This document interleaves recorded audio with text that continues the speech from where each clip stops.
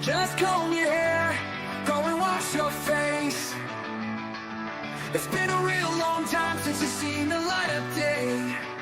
So let thoughts come as they may, beauty and parade. Everybody all smiles when you're back in the seat again. On board the petty express to a beautiful darkness. It's full steam ahead to ride the rails to our next destination. Yeah!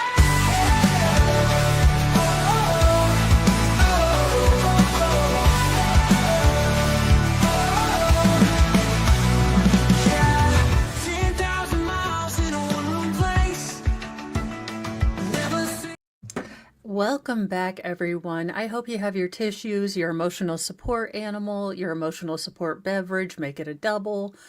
Because, this is some hard testimony. If you are just joining us back on this tour of the Petty Express, I am your conductress, Mo.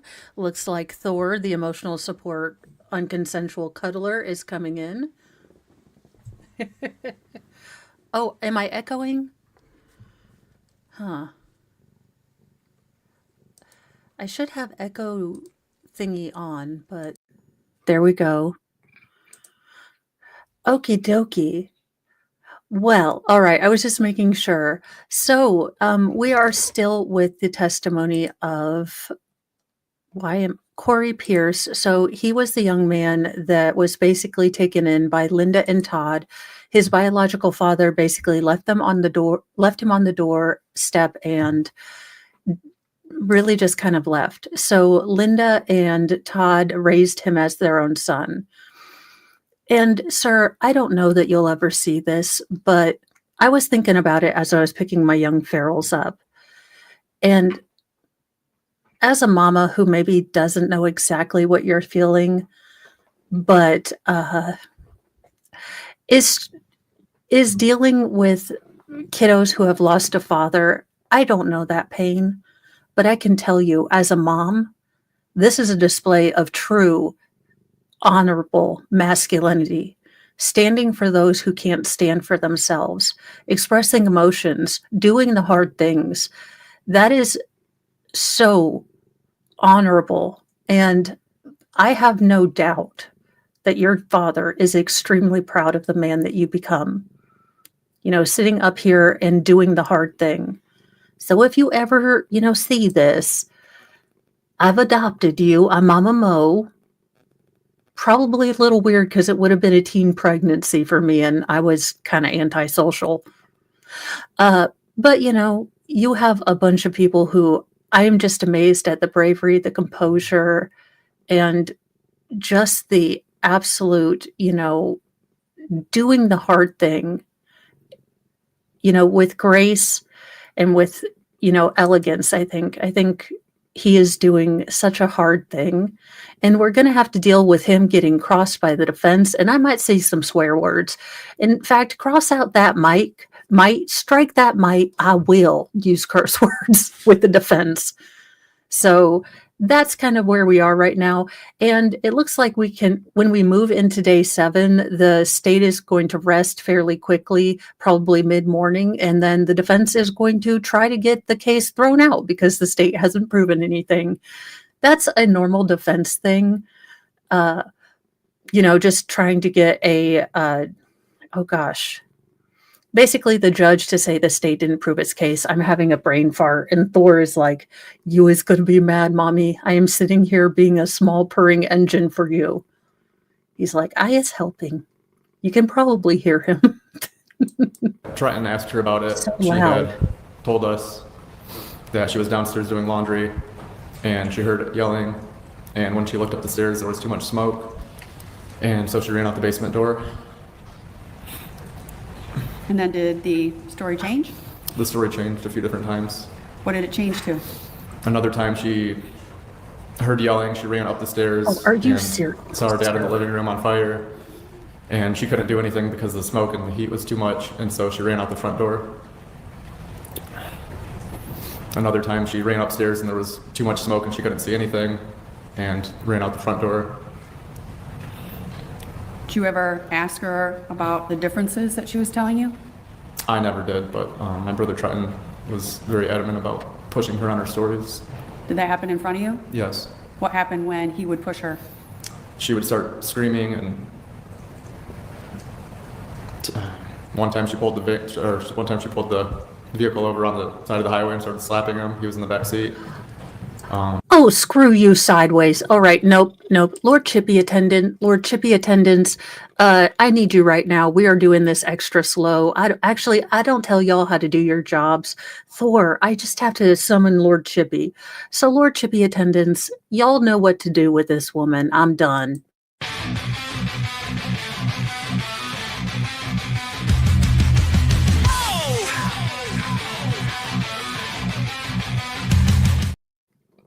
This woman, no, you're not even a woman anymore. You are a woman with an XX chromosome.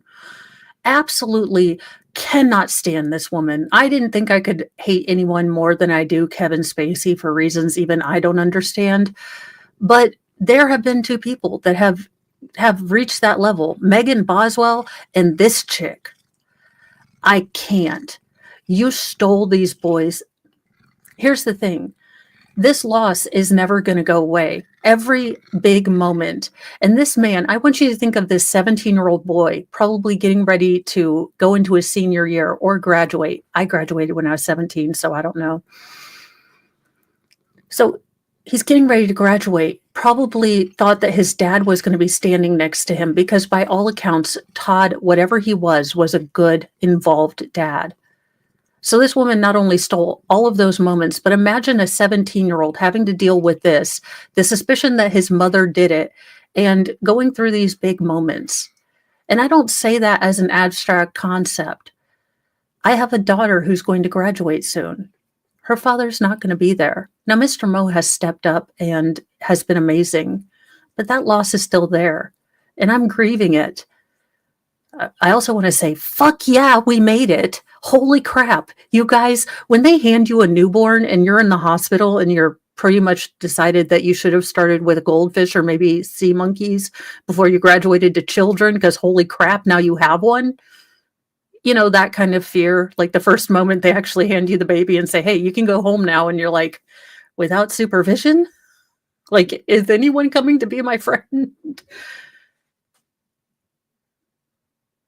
If I can tell anyone anything, and you need to hear this today,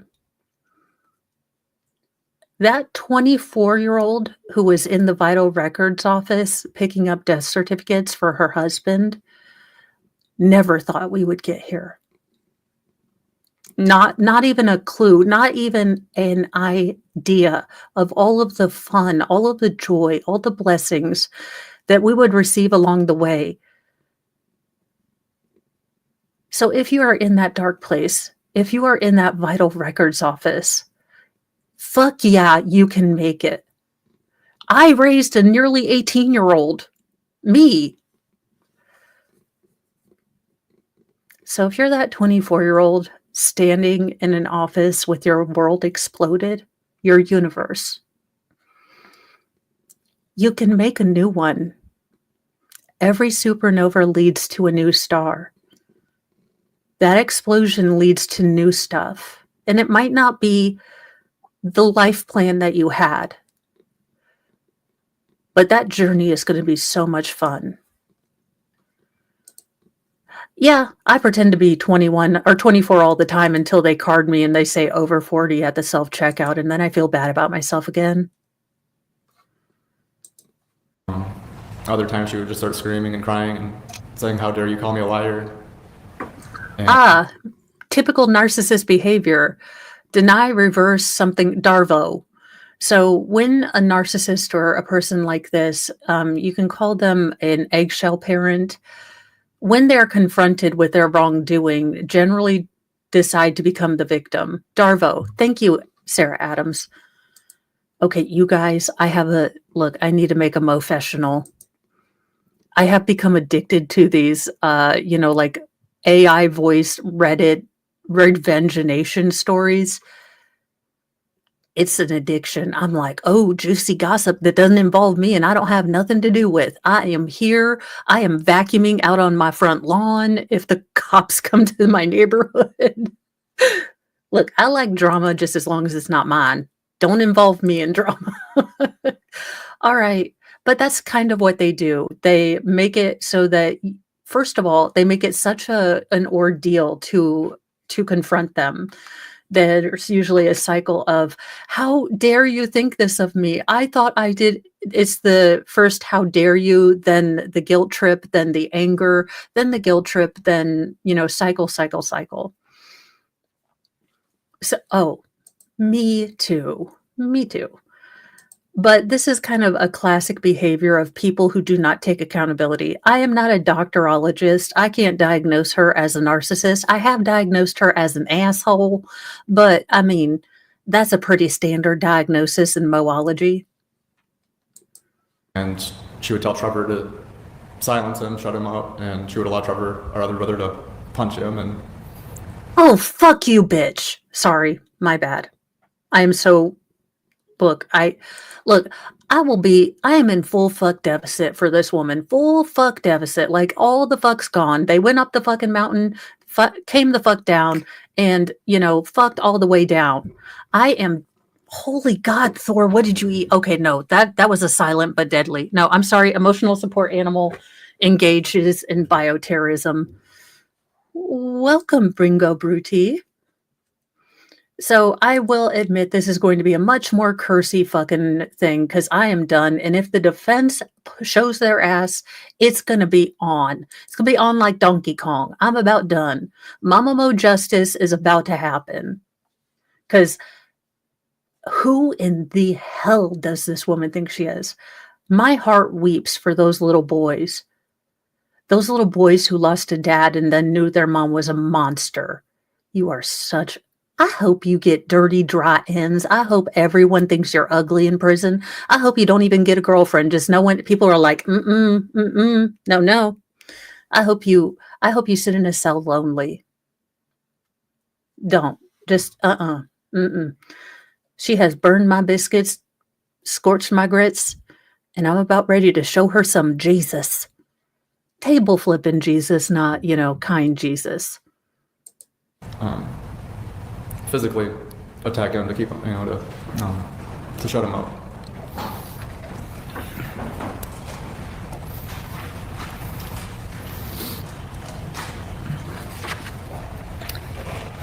That is the silent look of, you're going to get it. That is the silent look of deadly retribution. That is such an aggressive and ice queen look. And that is the look that mostly silences you as a kid. I am disappointed. You are in for a fight. It's better to be quiet. It is better to swallow your own feelings than have to deal with the absolute emotional hurricane that's going to come up. If you voice any objections, if you say that you're upset, it's going to turn into an ordeal. So you become a professional mom watcher. You check her, you take her, barometer all the time. You're making sure she's okay.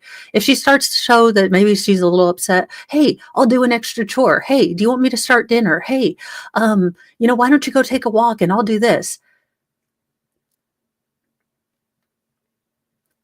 I extremely dislike this woman.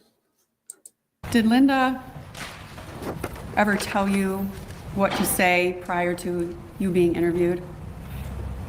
Yes. And you were spoken to by the insurance company? Correct. Oh, I have a... What did she tell you before you were interviewed? A fuck you ring. I forgot She that. told me that the insurance company's job was basically to try to prevent us from getting insurance money, and they were going to ask us questions, and then she would tell me what the questions would be and how to answer them. What did she tell you to say? She said they'll probably ask about our marriage and if we had any issues within the marriage, and you'll need to tell them that there weren't any issues that you've ever seen, that the marriage was good and that they were happy together. And, in what world are you living, Linda? No one's happy around you. You're not happy. Your soul is black. You will always be unhappy because nothing's going to fill the void in your soul. Not anything. You have a dark, dark hole. Ew. I didn't mean it like that, but single entendres are my speciality. if I had ever heard of financial issues, to just tell them that I didn't know, I had never heard of anything. She asked you then to write out a list of your belongings? Yes. What did she say about that list of your belongings? She had me and my brothers go through it and write out a list of belongings, and she told us that once she got the insurance money, that we would get the money back for all of our possessions, so we needed to itemize each thing that we could remember. And so we did this for a few weeks. We'd keep remembering things, and we'd write them down. And she would tell us to write down how many you think of something you have, how much you think it was worth, put that amount next to it. And once we got the insurance money, that we would be compensated for all of our belongings that we had on those lists. And did she say what would happen if you didn't say what she told you to? She said that we wouldn't get anything. They would just not give us the insurance money. And Again, these are grown people problems. I detest people that make their children tackle adult issues. This little boy, okay, I'm sorry. This young man was 17. Look, I'm getting to the age where I can call you a youngster, all right? Bite me. I'm a genlennial. I don't care, and I can take a joke. Come at me, bro. I do hope that this young man is getting, the help he needs, is getting support. He seems well put together, but this weighs on him. And I hope he finds some sort of comfort, there's never closure. Your life grows around the grief, but find some peace, find some happiness, make his own life, make it great. The best revenge against Linda is going to be living your life and doing it awesome.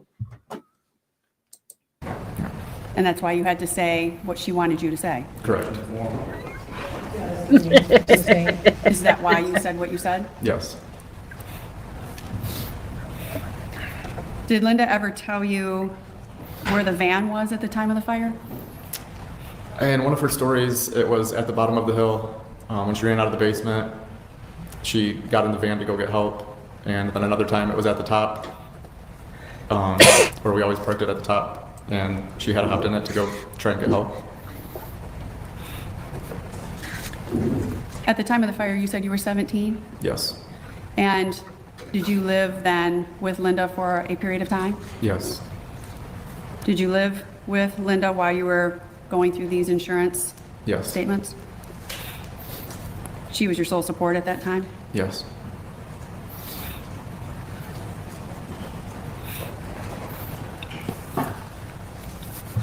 I have no further questions for this witness, Your Honor. All right, defense, I swear to goodness, if you are butt monkeys, I will lose my flippin' flapjack mind. You're a grown man now. I'll call you Mr. Pierce. I'm sorry for your loss. Thank you. Oh, screw you sideways, sir. I will try to keep this brief. Please You do. mentioned, you were talking about keys in the car, remember? Yes. In the Blazer. You live in a rural area, obviously, right? Correct. It was not uncommon for folks out in the rural areas like you to leave keys in the car, right? I don't know about other people. We wouldn't leave our keys in the car, though. You would, right? No, we wouldn't. Well, in the Blazer, the keys were there that day, right? Yes. Are you aware your dad's wallet was found in the van that day? That was his work van? No. You're not aware of that? I'm not aware of that, no. You talked about purse, and your mom's purse was on the kitchen, right? Correct. Possible she had more than one purse, isn't it? It's possible, yes. Wait, this heifer had 2 phones and 2 purses, living high on the hog, I see. Highfalutin. I dislike this woman so very much. Growing up until Ms. Stermer got arrested in June of 2009. Norbert. Okay, you had a I'm very letting close you out. relationship You are with your mom, being right? a booger. No. You didn't? No. Okay. No, I'm sorry. You had a close relationship with your dad? Yes. You don't like your mom very much, do you? No. The cell phone. You said there were 2 phones your mom had? You don't like your mom much. No, I hate the bitch. Like, that's what I would have been like. I'd been like, she's a murderous bitch. This is why I might not be a witness. Look, I'd tell the prosecutor I wouldn't say anything bad. Yes, this is the victim's nephew, the one that was raised as his son. And so far the defense is actually being okay. But I'm just Look, I'm biased against them. I don't like them. They annoy me. So that being said, I'm trying to be, give them grace and not pull out table flipping Jesus right off the bat. But they're tempting me. Yes. One was her own phone and one was a work phone, right? One was her own phone, and the other, she had told me, was a work phone. Okay. You believe it was a work phone, and that's what you told the police officers when you were interviewed, right? I don't recall. Okay. May I approach, Your Honor? Okay. His testimony before holds no weight because Linda force-fed him to say things. So bringing up his testimony, from years ago when Linda had full control, this young man had to rely on Linda for food, shelter, emotional support to whatever level this cahoot could give it. There's no way he would have actually told the truth to the cops. Are you kidding me? He was basically in a hostage situation and should be treated as such. The same, battered spouse syndrome that, Sarah Boone wanted to lie about. This young man was in a hostile, coercive, and abusive home. End of story, point blank. When Linda ran the home, she was abusive. She connived the boys, she manipulated the boys, and she made them tell whatever story she wanted. So bringing up his testimony from before is irrelevant, in my opinion. Also, can we say resting warrior face on point? The only other stare like this that I've ever seen is that dad, the coach of the baseball team in the Darrell Brooks case, when he dead ass stared at him, that was a resting warrior face, and he is giving resting warrior face, and you have a jawline to do it.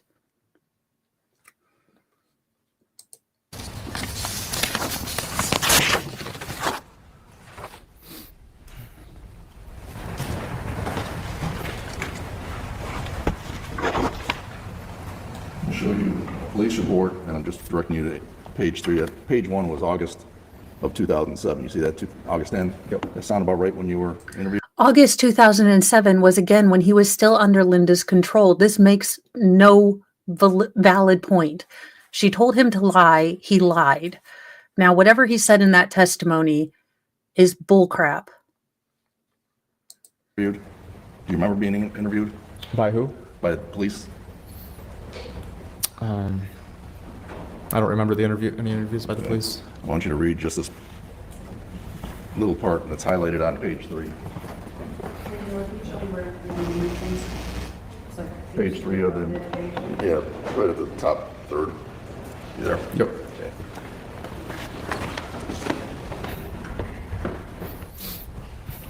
It says investigating officer also asked if his mother had a cell phone, which he stated she had 2 cell phones, which he identified as one being a regular phone and the other being a work phone. Does that jog your memory? I guess I would ask if you could please stop testifying and ask questions. Does that jog your memory that that's what you told the officer? No, I don't remember talking to the officers about that. At all? No. If you were talking to police officers, This is going to be the biggest fuck you. He is not going to remember anything. Oh my God, the passive aggressive. I love it. And again, he might not. He is in the fog of early grief.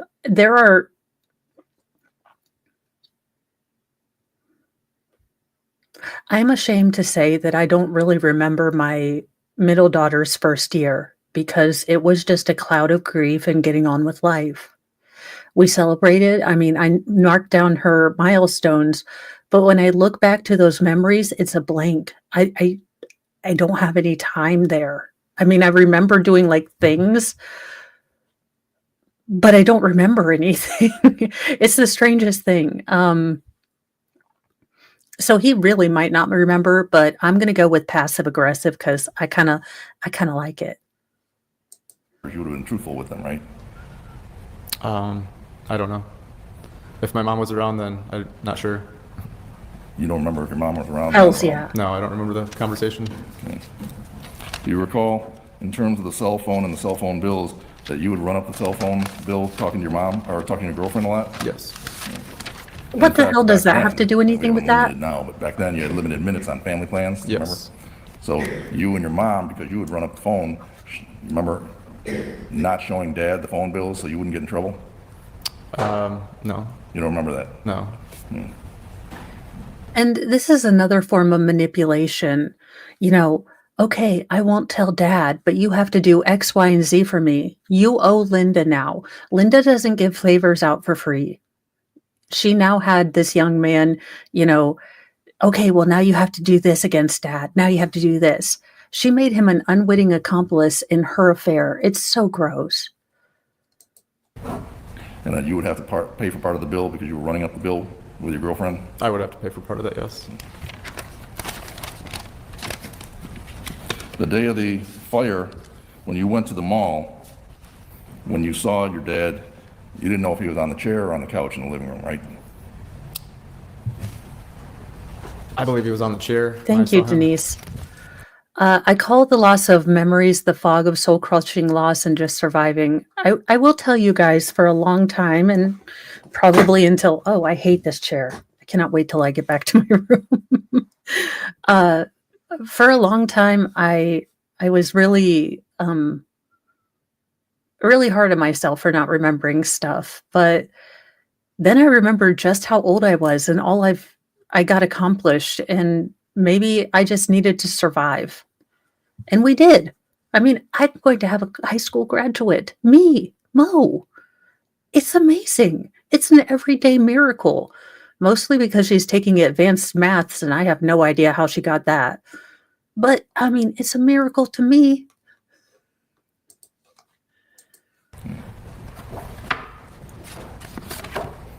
May I approach, Your Honor? No.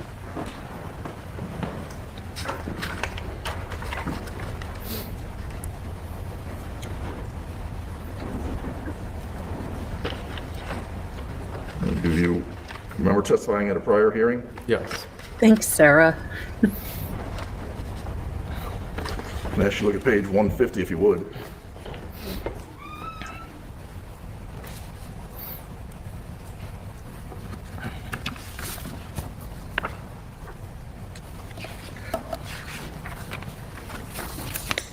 Okay.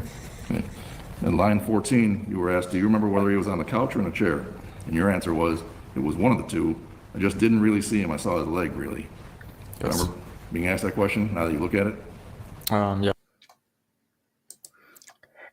And thank you, Anne Catherine. You know, she is a great kid. All of my kids are really good, and they're great, and they're unique, and they're special. And maybe there's a reason I'm so hostile to Linda, because the biggest job I've had in my life, the one that's most important, is raising good people who go out and do productive things. I mean, I love my stream. I love y'all. I really do. But the biggest job of my life is to raise kind, productive, and, you know, probably quirky people. And she made it so easy. She was born 47, just like me. So she's the one that's most like me. So it's hard to figure out if I should push her to go be people-y or let her be in her own, you know, cave and just do her own thing. But you get to start these chapters as a mom. You get to help create a whole new person, to help write their first chapters of their life and see all of the things that they're going to do. Yeah, there's going to be chapters that she wishes she could rip out and burn, but they're going to teach her something. And she's going to learn and she's going to grow. And to be a part of that expansion of the universe, I just can't wait for grandbabies. I'm gonna be honest with you, y'all. I'm gonna be a grandma. We are going. I get a granddaughter. We are bedazzling the hell out of everything. Tacky as heck. Not tacky, classy. If I were a gypsy, or Elton John, or Liberace. Yes. Okay, you were under oath, right? Yes. You swore to tell the truth. Yes. And your memory would have been better back in 2010 than it is now, 15 years later, right? Yes. If you were asked that question, that's the answer you gave, that would have been the truth, right? Yes. As far as you knew, he was watching TV. I can't say that he was watching TV. I don't know. Ask you to look at line 18, same page. The question was, so he's in there, and as far as you know, he was watching TV. It is a mystery. It is a mystery. That's why I don't homeschool the kids, because they just learn about court and Futurama and sarcasm. And the way they're back talking lately, they're going to be Amish soon. They're going to lose their pads and everything, and then I'm going to have to teach them how to play Monopoly. Your answer? Yes. Yeah. Memory was better then. Yes? Yes. You just want to tell the truth, and you did tell the truth. Yes? As far as I know, he could be watching TV. He could have been doing anything. Yes. You did tell the truth. Yes. When you were asked by your mom, by Linda, to go to the mall, she didn't seem nervous at all, did she? She seemed, I wouldn't say probably seemed nervous. No. giddy. I would say more urgent. She was calm. No. No? I'd ask you to take a look at page 158 again.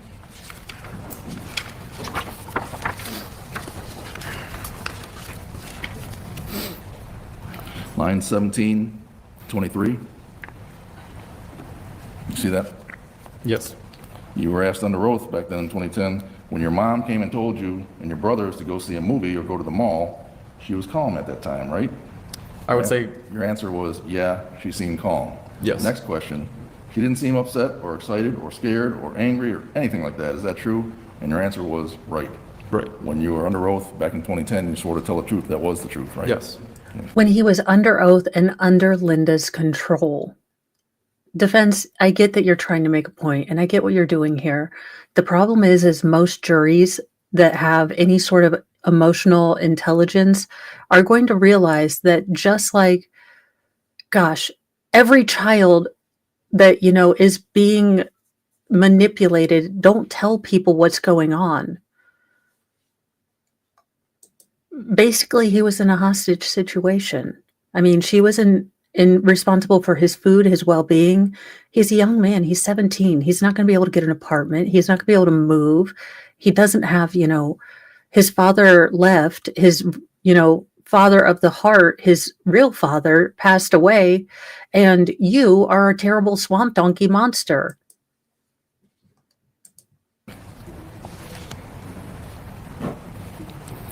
Now, I'm sure your dad loved that house, right? Yes. But your mom loved that house too, right? Yes. And you had a cat at the time named Carrie? No. You had a cat? No. You did not have a cat? No. Are you saying the family didn't have any cats? I don't remember any cats at that time. My cat had been hit by a car before that. Okay. If you had cats in the house at the time, your mom loved animals, right? Yes. Dogs, cats, horses. Where in the cannoli cunt are we going with this crap? What in the crap spackle are we talking about? There were cats in the house. She wouldn't have burned it. Yeah, she loves animals. I mean, not her husband. The flip. And he's like, no, my cat was actually run over. So whatever Linda told you is total bullshit. Sorry, this is going to be a cursey stream. It's going to be demonetized. I have no dogs. Mr. Mo is more of a cat person, and Dingus is more of a dog cat. He likes to follow you around. He is a good stink bug wrangler, but he does tend to stink after he eats one, so it swings in roundabouts. Mm-hmm. Yes. You don't know if any cats survived the fire, do you? I don't remember having cats at the time. Yeah. And that morning, your mom had told you that they were planning on getting divorced, right? Yes. And they were going to talk about splitting up the property, right? Correct. So she wanted you and Trenton and Trevor, at least to make it seem like you were in the house, so the argument wouldn't be so big and loud, right? Correct.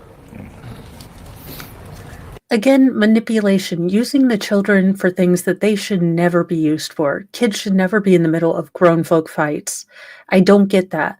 Again, these are grown people things. Kids don't need to worry about this. Kids don't need to know that the bills are late. Kids don't need to know all of this because they're little and they don't understand. They just know a big scary monster of unpaid bills and mom and dad are freaked out. I just, oh, she betrays everything that a mother should be. That's why she said, "Look, I don't want you to say bye to your dad because I want this to be calm this afternoon," right? Calmer. That's what she said, correct? And that it's not the first time they ever talked about, or your mom or dad ever told you about they might get divorced. No. Right?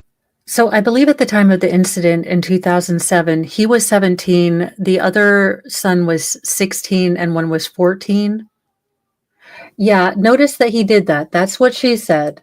He is, again, subtly putting boundaries and explaining what happens without being confrontational.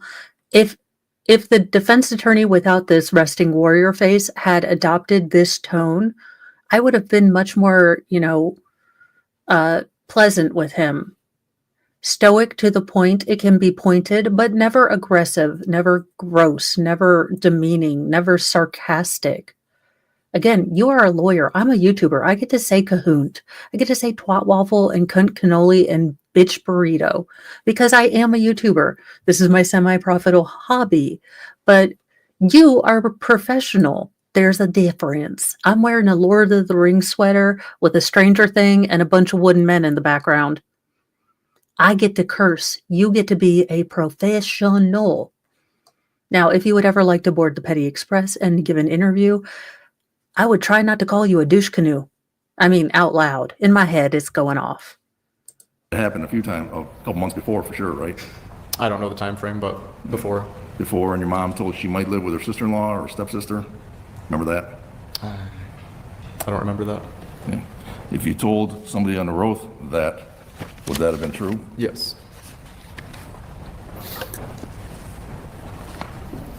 Your Honor, may I approach? He already said it. I'm going to ask you to read page 25, line 18 to 24. Read it. Look at yourself. Okay. Let me know when you do. Also, imagine how conflicted he was in 2010. While he may hate Linda, the devil you know is always better than the devil you don't.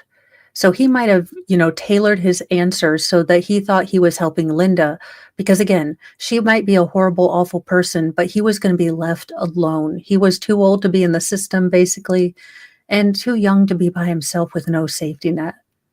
Of course he shaded things. He was probably used to shading things. You edit, you gloss over, you make things look good because that's what is expected. And there will be hell to pay if you don't. And I can imagine as a 17 at that time he would have been 20. I can imagine that, this was, again, it could be subconscious. You find yourself doing it and you don't notice. You don't notice how you shade things, how you edit, how you, leave parts out, how you, soften things, how you maybe don't say things. It's a very weird thing to explain other than it really is a pattern.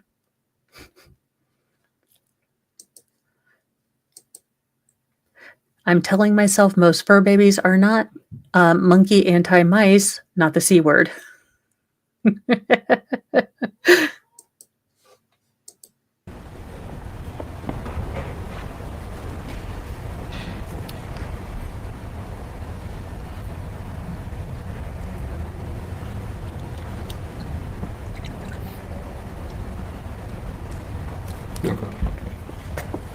Does that refresh your memory that your mom had told you sometime before that she might go, or you all might go live with her stepsister? No, I don't remember. It doesn't jog your memory at all? No.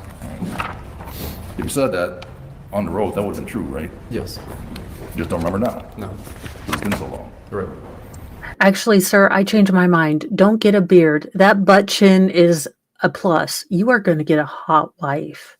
As Mama Mo to you, I am just saying, I'm hoping she's pretty. I hope she loves you. And you go have a bunch of babies so I can have some grandkids. Do you recall telling our jury just a little bit ago that you would store gas cans, family gas cans in the shed or the garage, the shed or where? Or the lean-to Like a or something? barn lean-to. Okay. And it was You wouldn't store them in the front yard, right? No. Or in the front porch or anything? In front porch? No. Okay. I'm going to ask you to look at that transcript at page 159 if you would.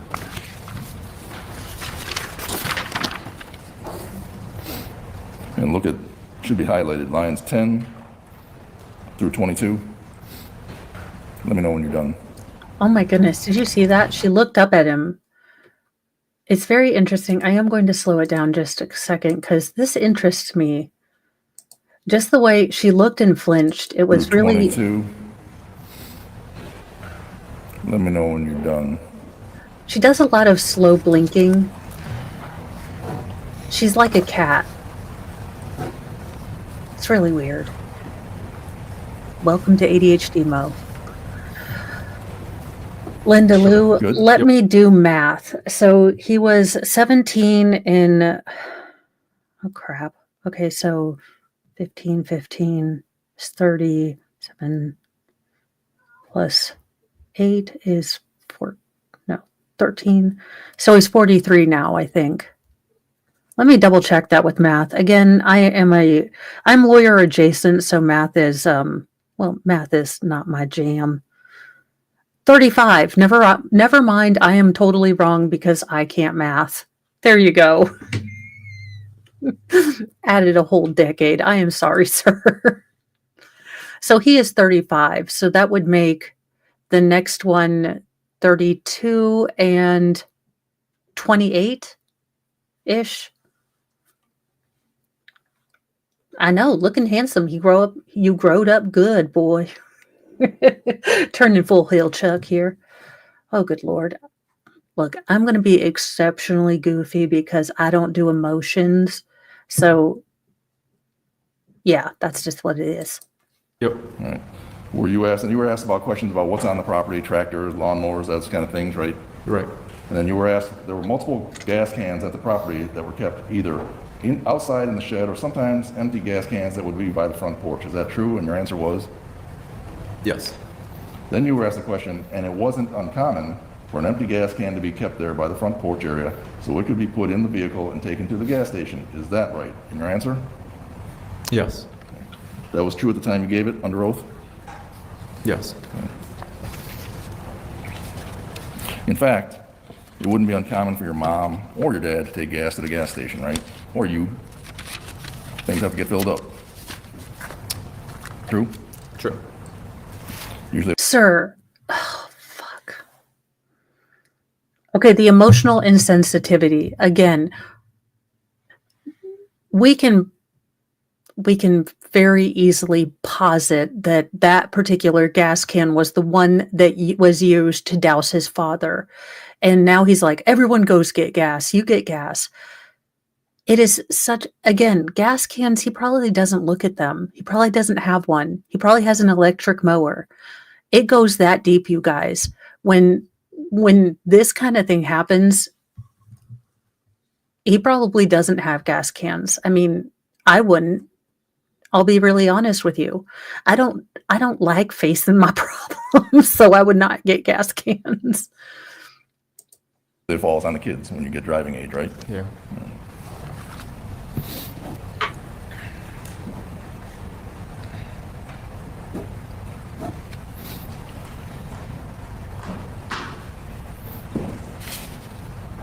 Yeah, squirm in your chair, you evil, You vile, said it was not. craptastic it was not. crapstackle.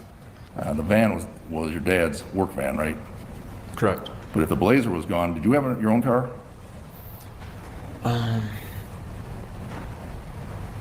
don't remember if my car was working at that time or not. I had a green Cavalier though. Okay. If it wasn't working and somebody was in the Blazer, let's say you took the Blazer because your car wasn't working, there'd only be a van left, right? Correct. So somebody would have to drive the van, and whether it's mom or dad. Correct. Certainly mom wasn't prevented from driving the family van, right? No. And you testified that the night before you didn't hear your dad downstairs, if he came downstairs to mess around with the furnace, right? Right. Because you were sleeping. True? True. Right. And you were a student at the time, right? I would have been in high school, yes. Okay. So you're gone, you're not at home often. True? You're either at school, maybe you're with a girlfriend, maybe with friends, right? I went out. Yeah. Okay. So you wouldn't know if your dad was working on the furnace on any given time if you weren't there. Correct. Yes, I don't know things when I'm And not simply because placed. you didn't hear him doesn't mean he wasn't working on the furnace at some point during the day before, right? Right. Or 2 days before. Correct. This is called grasping at straws.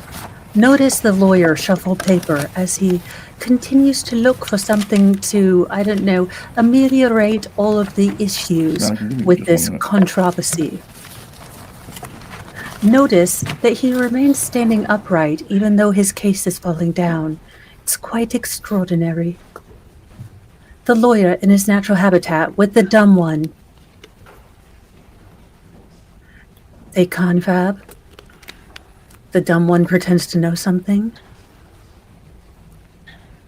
The aggressive alpha male leans over his, co-worker, asserting dominance. When you were in school, did you have buddies? Yes. All right. Would your mom come up to school sometimes? The F? Yes. All right. And when your mom came up to school, would your buddies all say hi to her? I really don't understand the relevance of her going to school is at this point. He just said Yeah, he didn't have a good relationship with his mom. I'm exploring that because I think that they did. Thank you. Yeah, they did before she flambéed his dad, you MFer. Yes. They probably had a functional eggshell parent relationship. They probably had a deeply flawed, narcissistic, manipulative, and deeply hurtful relationship that they called normal and good. You are such a crap spackle, sir. That is my new favorite word. I made it up. I like Mr. Mo doing construction because I get to add crap to the words. I don't know. I'm liking construction for that part. Anyhoozle. Your friends all like your mom? I don't think so. But Corey's mom has got it going on. She's all I want, and I think she's a MILF. I don't remember the words. I just remember the video, mostly. But, so, Corey's mom was a MILF, confirmed, I guess? Question mark, ew? Would you hug her when she'd come up to school? yes. And your friends would. What's that? And your friends would too. I don't recall. Okay. I don't have anything else. Thank you. Yes, he hugged his mom when she showed up. That does not a good relationship make. That makes a functional, performative relationship until established good relationship is confirmed. Sorry, denied. A for effort. A for effort. D for denied, and F for FU, sir. Sorry, the full alphabet of ridiculousness. You said that you were in bed and you heard the arguing the night before the fire, right? Yes. And Hug her when she'd come up to school? Yes. Holy crap, her boobs messed up the whole feed. That's a powerful rack of justice right there. See, I'm telling you, just disrupted the stream, just like my boobs turn off my mic all the time. your room borders or shares a wall with the furnace room, you said? Yes. So is it fair to say you weren't really sleeping very sound late into the evening? No, I would have been awake for a little bit. And you didn't hear anything in the furnace room the night before? No. And it felt like you wanted to explain maybe when Attorney Mueller asked if Linda was calm, upset, or angry, felt like you wanted to explain a little bit more. Was there something more you wanted to say? She was calm in a sense, but she said we needed to hurry, and she wanted us to be quick. She wanted me to get my brothers around quickly and get them out of the house. Did she tell you when to come home that day? I don't recall. Is there anything that your family would have been using a 1-gallon gas can for in January? I disagree all No, it doesn't. He knows the family I can't culture. remember. I don't know. You said there was no snowblower, right? No. And it's January, so you wouldn't be using a lawnmower, right? Form leading. All right. I will sustain as the leading. Would you be using a lawnmower in January? No. Any reason you can think for a 1-gallon gas can to be in your front yard? I can't think of anything. I'll allow the last question and answer. And When you talked to the police, Linda was telling you what to say, is that correct? I'll allow it for redirect, just to keep things moving. At the time I was living with her, she was telling me what to say when people would ask me questions. Yes. And were you living with her when you had to testify at a court hearing? Yes. And were you living with her when you had to go through interviews with the insurance agent? Yes. Today, you're a grown man, right? Yes. And she's not telling you what to say today? No. I have no further questions, Your Honor. Okay, thank you that they took her off because all I'm thinking is boobs, boobs, boobs, boobs, boobs, boobs, boobs, boobs, boobs, boobs, boobs, boobs, boobs. Welcome to a full-on ADHD-ness. I am sorry. It happens. Look, Hagatha the leg is being a total see you next Tuesday, if you know what I mean. So,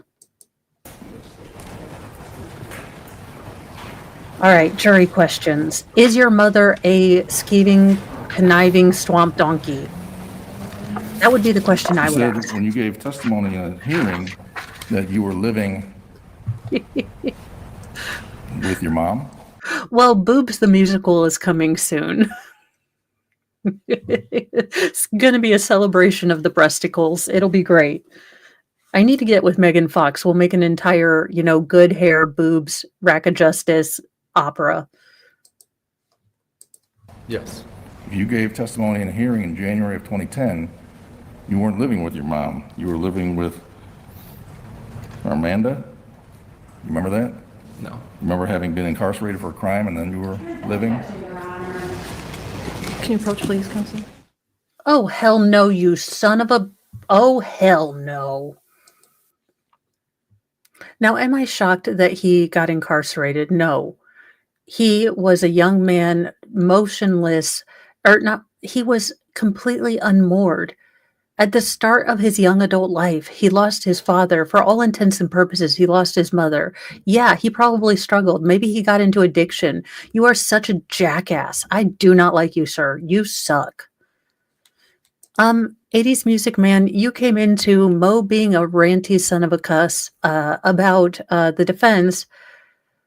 Basically, this is the son that they adopted, and he is testifying. And the defense lawyer, apropos of nothing, decided to include the fact that he had been convicted prior. Now, he is not a material witness. They didn't need to disclose that, and he just dropped that. Again, he knew what he was doing. It's out there. It's like the tube of toothpaste. You cannot put it back in, and you are such a mother flapjack butthole. Sorry, my kids are like, Mom's cursing. And I'm like, oh, damn. Well, okay. In my defense, it was entrapment. The state lawyer lady, her cleavage is just a poppin'. And look, I don't mind women dressing a little smexy, and feeling good about themselves, but it is distracting, especially when I'm in a full ADHD mode. So I, had to do Boobs the musical. I was entrapinated, as per usual.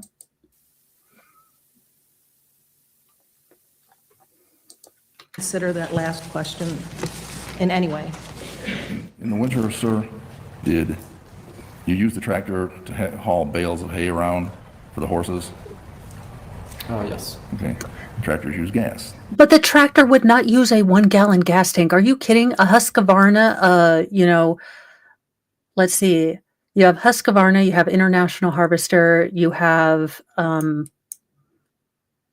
couple, Kubota, you have Zero Turn. All of those do not take 1-gallon gas cans. Ask me how I know. I drove a Kubota for years, mowing my mother's property, listening to Counting Crows and just thinking about the universe.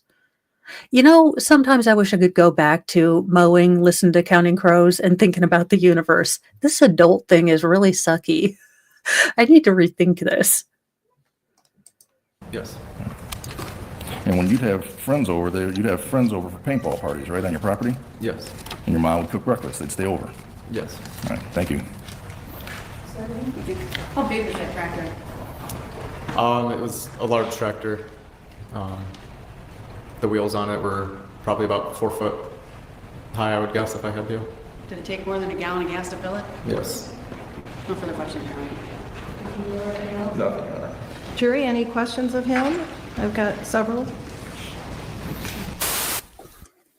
Again, I would, if I were the jury, is your mother a swamp donkey that needs to be sent to the furthest pits of Disney World hell?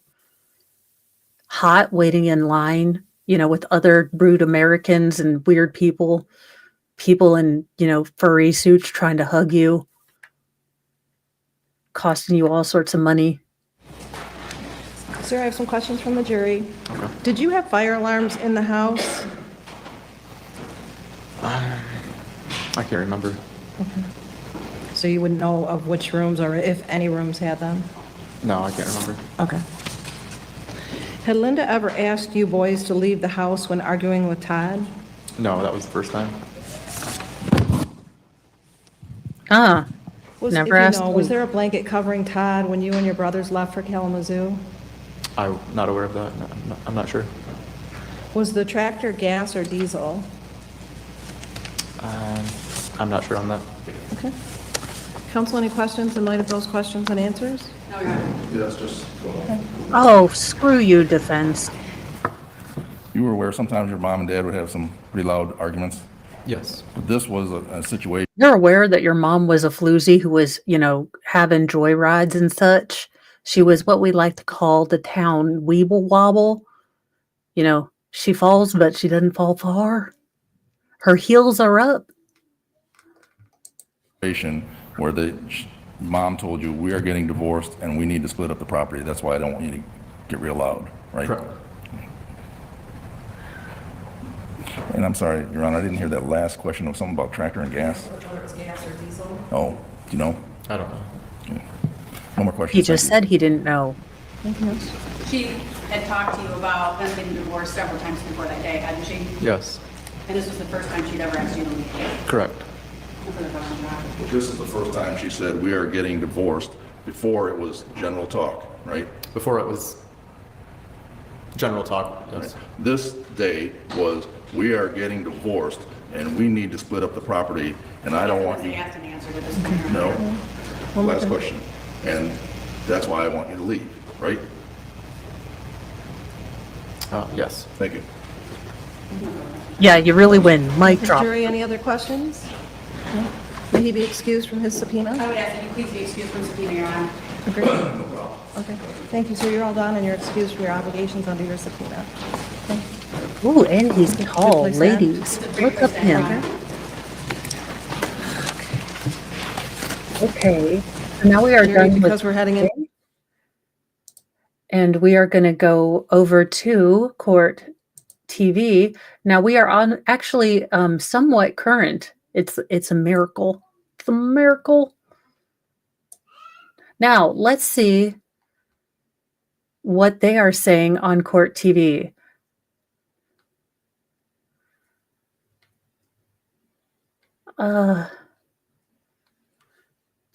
See if they've got a.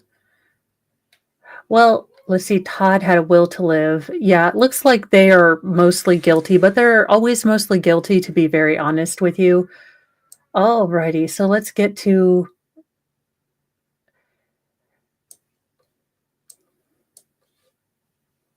Oh, play.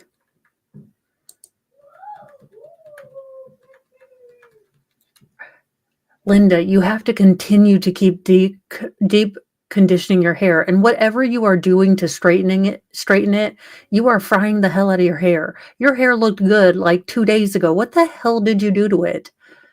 Woman can't even take care of marriage, can't take care of her hair. What the hell? She's got her rat's nest again. Damn.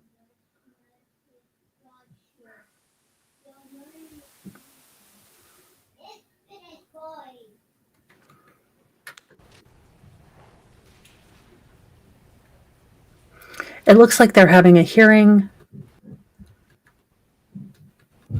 I believe that is Boy Toy, current Boy Toy.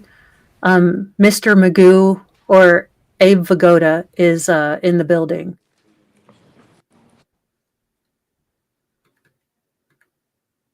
Ah, everyone is on Todd's side. Who could have guessed? Who could have thunk? They're not really showing Linda's side, are they? Because Linda doesn't have a side.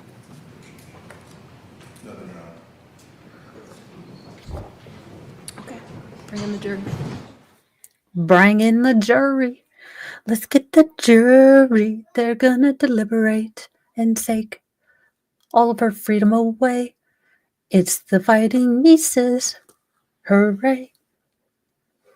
Yes, that would be her current boyfriend. No. Yeah.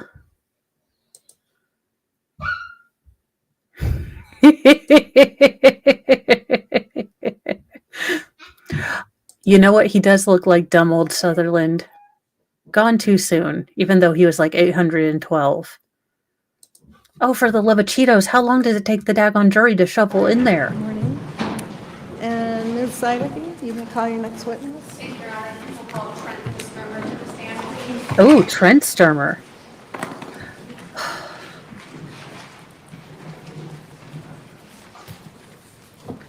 Now, guys, what the patchouli oil is this?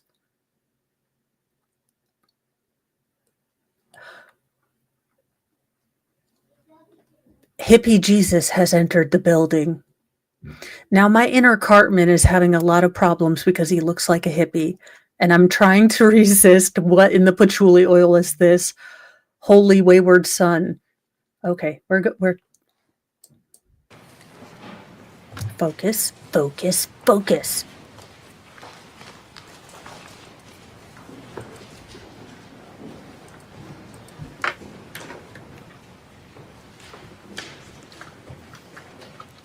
If you raise your right hand. Do you solemnly swear or affirm that the testimony you're about to give in this cause will be the truth, the whole truth, and nothing but the truth? Thank you. Please have a seat.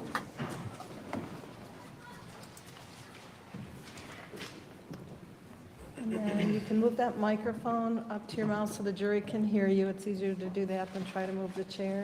And if you could tell us your full name and spell the last, please. Trenton Sturmer.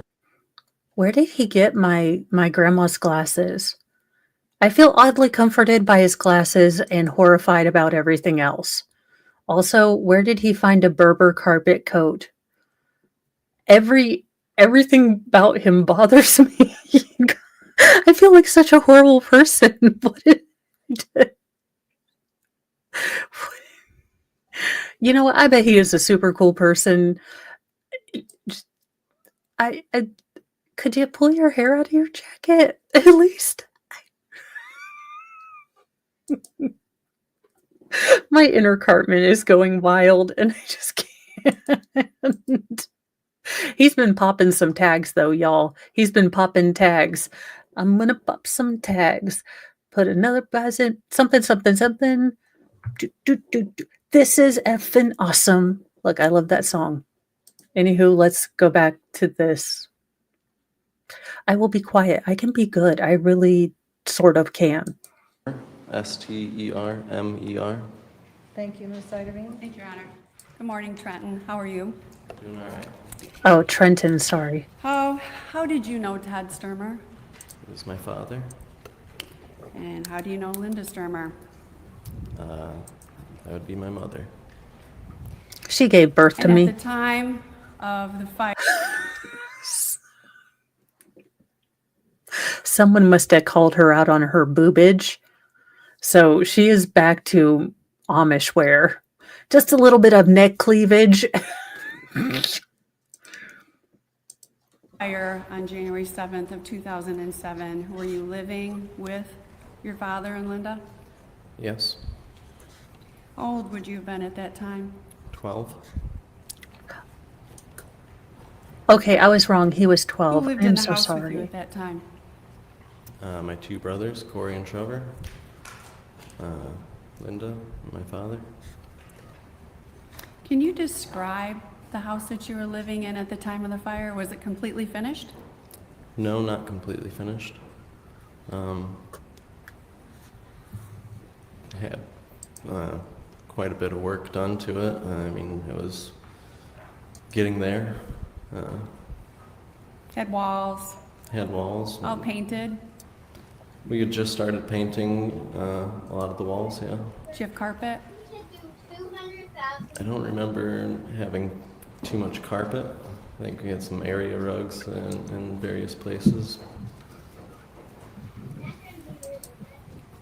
And where did you sleep? In the basement. Was the basement finished? Okay, not even a sarcastic question, but how many gummies has this man had before he came in? Just a ballpark. I'm guessing a whole one of a strong one, but not too strong. Okay, his innate calmness makes me anxious. I have figured out why hippies are confusing to me. I run on anxiety and caffeine, and the only time in my life that I've ever been truly relaxed, my heart rate dropped so low that the doctor didn't want to finish the ketamine infusion. So I think my body is intrinsically confused by calm. It really is. It doesn't understand it. Not entirely. Do you have walls there? We did have walls, yes. How about ceiling? We had just just finished the ceiling in my bedroom. It's kind of a... Wow, this is odd. She's actually looking at him. Now, according to what Trevor said, you know, this is the son that was really aggressive. This was the son that was actively asking what the hell happened to my dad, to the point that she got physically abusive. This is odd to me, but it's also an aggression. She's going to hold eye contact. She's going to make him uncomfortable. She is going to be there. She's going to try to get into his head. That is why she is dead ass staring at him. She is such a cahoon. Ma'am, here's the thing. You know what's crazy is, as a real mother, I can tell you that a real mother would do not any of this. A real mother would encourage, love, and honor her children. And if she couldn't honor her marriage, she would get the hell out of it. Instead of leaving a trail of destruction every the hell way. And, you know, Todd raised good boys. Even if they look like hippies, and their innate calmness is confusing to me. drop ceiling. So keep staring at him and I'll stare back at Carpet you. in How there, or about was it that? area rugs? I think it was probably rugs maybe. Do you remember the night before the fire? Not particularly. Anything strike you that you remember? Arguing. Who was arguing? My father and Linda. Do you recall what they were arguing about? Not at that time, I wasn't aware. Do you just remember the arguing the night before, or had it been going on? It had been going on leading up to... This is going to bother Linda more than you can know. Again, in Linda's mind, again, this is not true, but in Linda's mind, these are now enemy combatants. They are no longer her son. And because they no longer give her the deference that she feels she is owed for all of the sacrifices she did, which is just called being a parent. Again, everything is transactional with these type of people. They raise you, they clothe you because they're your parents, but you still owe them for the rest of your life. It's brought up, it's reminded, hey, I kept a roof over your head. Hey, this. So everything is transactional. It's not, I love you and I wanted to give you the best life I could. It's, you owe me. That night, yeah. Did you ever see your dad and Linda get physical with each other? No. Ever see any injuries on Linda? No, never. She has not blinked yet. Okay, there she goes. Do you remember if Linda came down to the basement the night before the fire? No. And that was a bad question, I'm sorry. Do you remember, or did she come down or not come I down? don't believe she came down, no.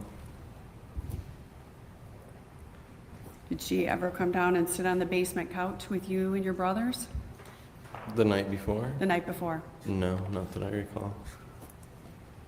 So she didn't cuddle with you on the basement couch. No. Do you recall if she slept on the basement couch that night? I Okay, now I have a pack of feral boys, and I do have about a 13-year-old. And I can tell you, if I told him I wanted to cuddle on the couch with him, he would run away as fast as she possibly can. JKD, but nobody ever got in line and asked to be born. My mom always said, translation, kids owe nothing to their parents. Rather, the parents are obligated to raise their kids. Absolutely. You did an act. You brought a child into this world. It's kind of your responsibility.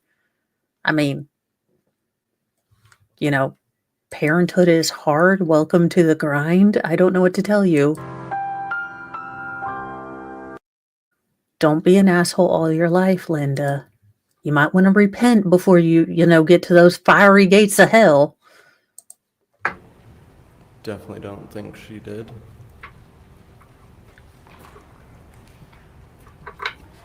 Had your dad worked on the furnace that night that you know of? No, How about the day before? not that I recall. Where was Okay, not for nothing, but the Sturmer genes are great. Look at this jawline, these cheekbones. Sir, I don't know if you swing this way, but you would make a beautiful drag queen. Just think about it. I think you could pull it off. Again, go. But I mean that hair, or is it, who's the guy from Aerosmith? That guy. Look, I don't do names. Look, CRPS done stole my name mind. where's your bedroom in relation to the furnace room? Directly next to it? Did you share a wall? Yes. And you didn't hear him in there working on the furnace at night? No. Oh, Had your dad and Linda Thank you, talked Steven about Tyler. divorce at all? Yes. Do you recall how much or how often they had talked about divorce? Leading up to that, there was talk of them separating and who I'd like to go with. Who asked you that? My father. Just asking where you wanted to live? Yeah. Had Linda said anything to you about divorce prior to the fire? Not that I recall. Do you recall the morning of the fire? okay, I know what it is. So the glasses remind me of my grandma, and I think I'm looking at my grandma, only my grandma is not a man. If that makes sense. I mean, look, the glasses are freaking me out, y'all. Look, my grandma had a pair just like that, and it's like grandma Jesus. So y'all, welcome to the unfiltered look into Mo's brain. No, she didn't shave.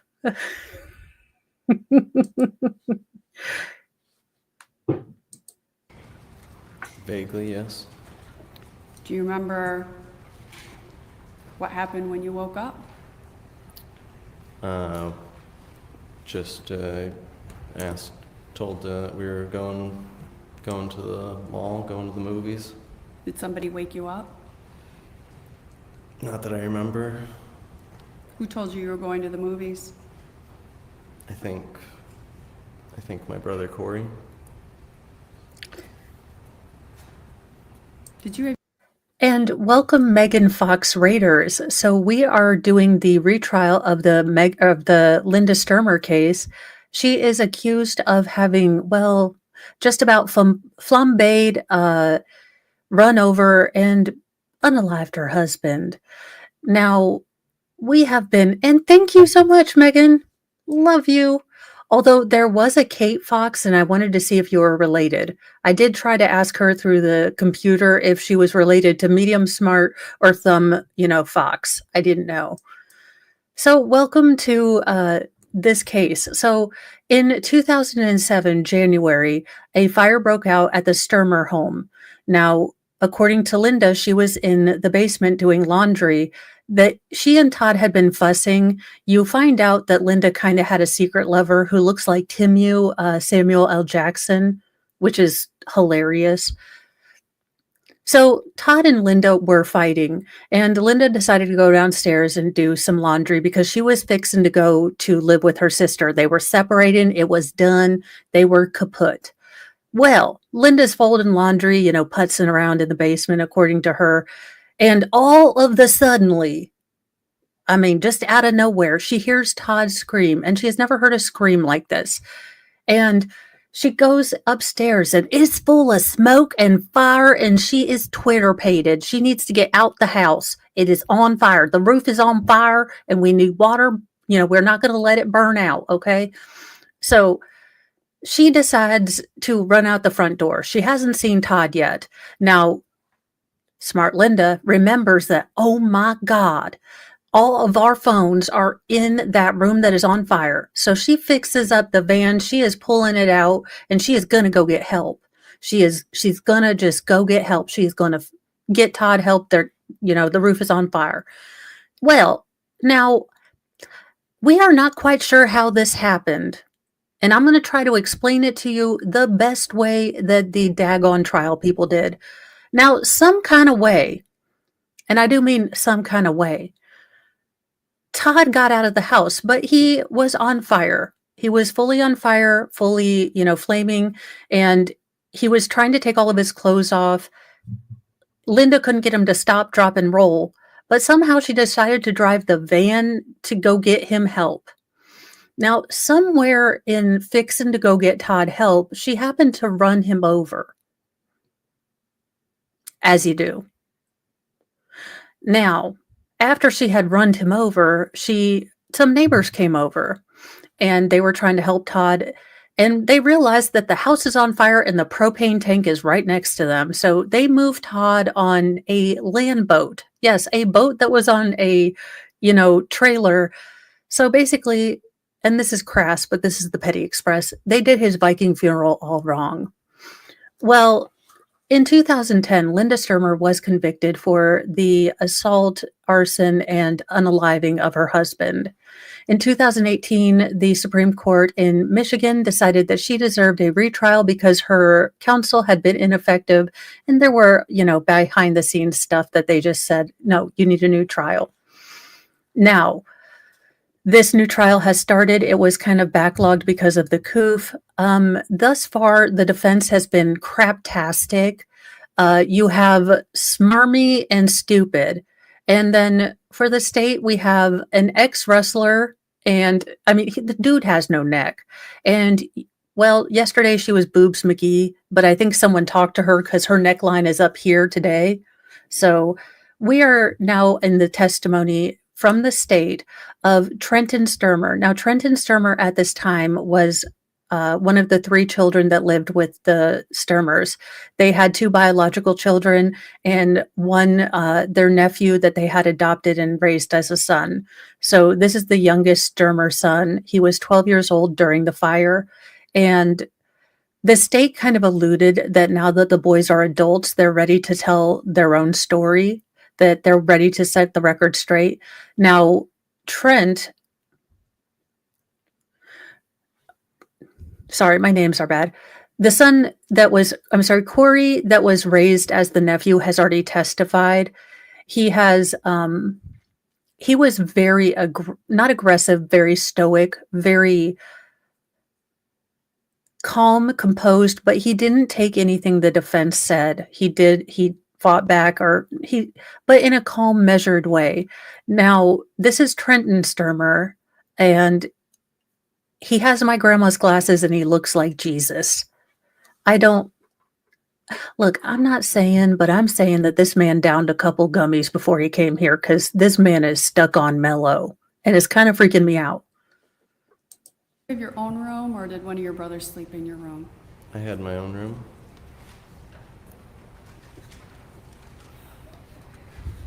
Did Linda tell you why you were going to the movies?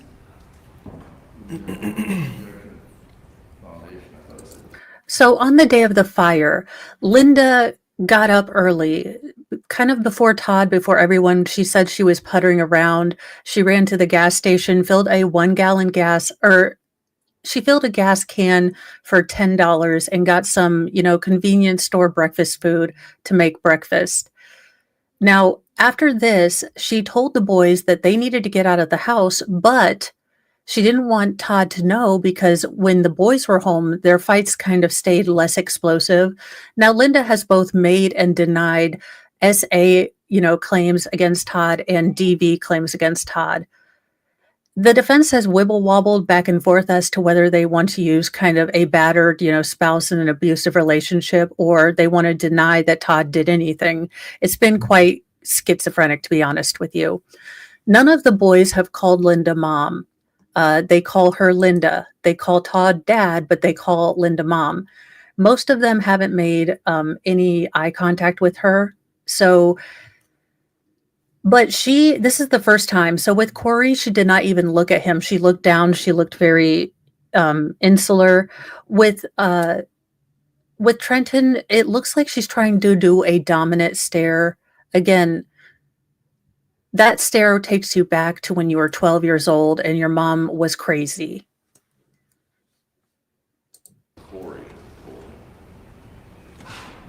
Corey woke him up. I think I'll let you re-ask, because I think Mr. Mueller's correct on that. Okay, I can ask the question a different way. Before you left, did Linda tell you anything about what was happening? When we went upstairs, Oh, and to top the cannoli, this heifer, look, I am in full fuck deficit for this woman. I don't care. Don't monetize me. You can always donate breadstick money to the curse jar if you'd like. But honestly, just liking and subscribing is great for me. I'm going to curse no matter what. So kind of it is what it is. This cannoli told these boys to leave, knowing what she was going to do. And I've teetered between the state hasn't done anything and then the boys' testimony and the fact that all of the boys' keepsakes, their school pictures and everything else prior to the fire were moved to the shed. Now, that's the thing that has sealed the case for me. I know everyone's different, but that really puts premeditation in the thing for me. Now, as for Todd's injuries, he did have third-degree burns to about 90% of his body. He did die of thermal injuries. However, he did have some blunt force trauma. He had 4 wounds to his head, 2 kind of at the same height, right above his ear. He had 1 on top of his head, and then a deep gash with a depression fracture on the back of his head. Now, in the first case, what the state had presented as a case was that she hit him with an implement or a frying pan. Now, this information came from Dordita Gordon, a prison informant. Now, something to note about Dordita Gordon, she approached the police after she had served her sentence and basically paid all her restitution for the crime that she was in jail for. So she really had nothing to gain by bringing this story up and giving it to the police. So that is something that the jury will have to think about. But back to Trenton. Again, this might be emotional. This young boy was 12 years old, and when his mom got him up and knew what she was going to do, she wouldn't let the boys say goodbye to their dad because she was, manipulating them and manipulating Todd into thinking that the boys were still home so he wouldn't fuss so much about her having, Samuel L. Jackson Temu edition as a side piece. I believe she told us that they were working out the details of getting divorced. Did she say anything about her moving or leaving? She said something about her going to stay with her sister-in-law, Kim, maybe. Holy God, how slow does this man talk?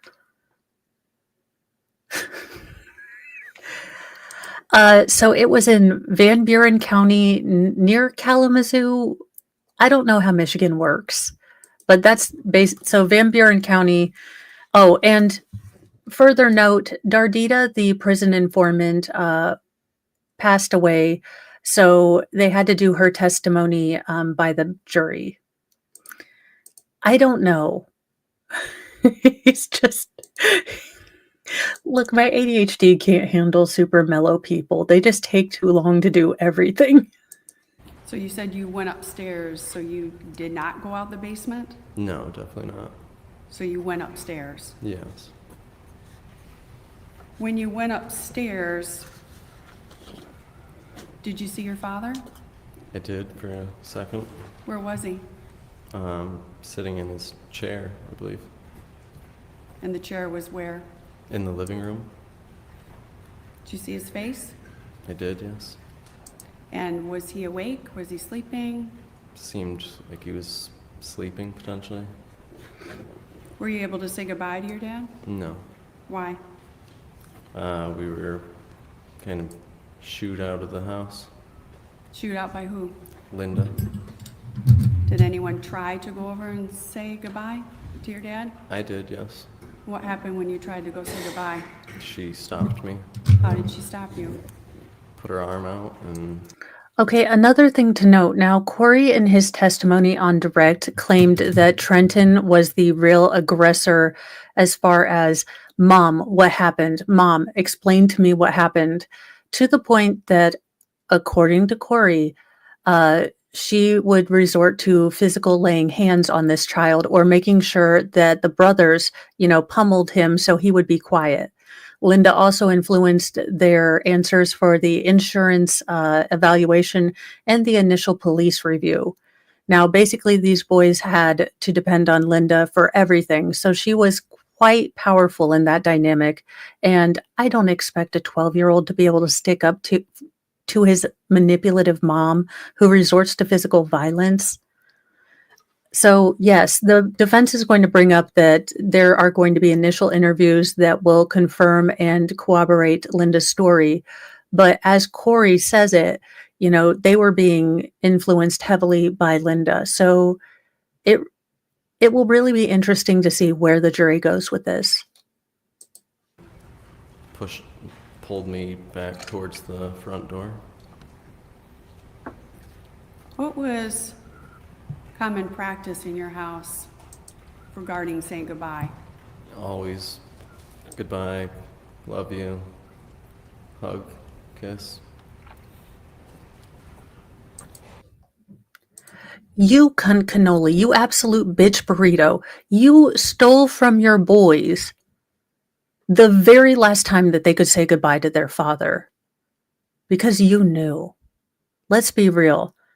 You got gas. You didn't take the gas can out of the car, making you look more sus than if you had taken the gas can out of your car, because everyday people always get gas. So, the gas attendant noticed you because you actually did something super sus. You filled up a gas can through a window like a moron. Don't do that. It can cause forest fires, and Smokey the Bear will be really mad at you.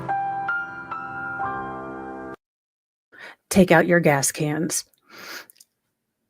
Now, I don't know of any more cunt cannoli, bitch burrito, swamp donkey monster thing than to rob your sons. You know what? I don't care how much you hate your husband. Like, get the hell out, ma'am. Keep your 30 horses that you never freaking take care of, even though they're curly and they're really, really cute. You have to look up curly horses. You will want one. Your husband will say no, and you will sulk. And the defense is relying heavily on this shroud of she was a widow. She was a grieving widow. And it is quite obvious that she wasn't grieving. And again, to use that as sort of a skin suit, a veil to disguise what you've done is absolutely manipulative, but nothing I wouldn't put past Linda. And thank you so much, Watchdog, for the curse jar. And let me write out that label. Where the hell did I put my pen? Oh, there I go. Welcome to ADHD. We're all here.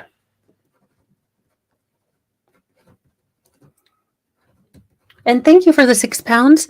And okay, I see that you're, or is that a euro? I'm so sorry. I don't mean to be a stupid American, but I don't know anything but the $sign. And Thank you guys. Look how big the curse jar has gotten. This is amaze balls, and it means I can curse more, which is awesome sauce. And it means that I can save up for Dollywood, which is my goal. Awesome possum.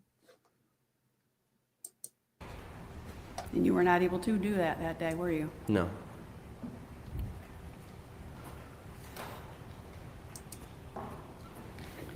Did Linda tell you anything about your father that morning? No. About why you couldn't say goodbye? No. Not Thank that I you very recall. much, Darlene. Was it common practice at your house for Linda and your dad to leave purses, wallets, and keys in the vehicles? I don't remember. Now, on that particular day, and again, this is according to Corey, and Corey does have a notable aggression towards Linda. I think he calls a spade, knows Linda cost him his father, and, kind of read her for filth in front of the entire court, basically, in a stoic, very respectful way. Now, that being said, oh gosh, my train of thought. So, the defense is playing on sort of this is a rural community, and he is correct that in some rural communities, you do leave your car unlocked. Now, what I have never seen in a rural community, and I lived in the country, look, I know Kubota, Husqvarna, Kawasaki, and just a bunch of International Harvester, John Deere, name a tractor we've probably had it, zero turn. Look, I'm rural, I'm country, and I can tell you that my stepdad would flip his flipping lid if I left my keys in my car or my purse in my car. Now, that's a problem. That being said, the defense is definitely using this sort of defense because, as Corey testified, it was not common practice in the family to leave your purse or your keys in the car. While they might have left the doors unlocked, that was simply not something that happened. Now, that day, Linda had both her wallet or her husband's wallet and her purse in the car that she was going to use, the van. Now, she had sent the boys to the mall in the Tahoe, and at some point during the day, before she was going to take off to her sister's place, she was going to exchange the 1993 Econoliner van with the boys. Vaguely. Now, again, Corey made a note of the fact that both her purse, the wallet, and things were left in the car because that was not something that was normally typical in their family culture. Now, sassy Mama C, my husband leaves his and will sometimes do it in mine, and it frustrates me. I will say that my husband gets bothered because I don't like my car doors, but I don't leave anything in there.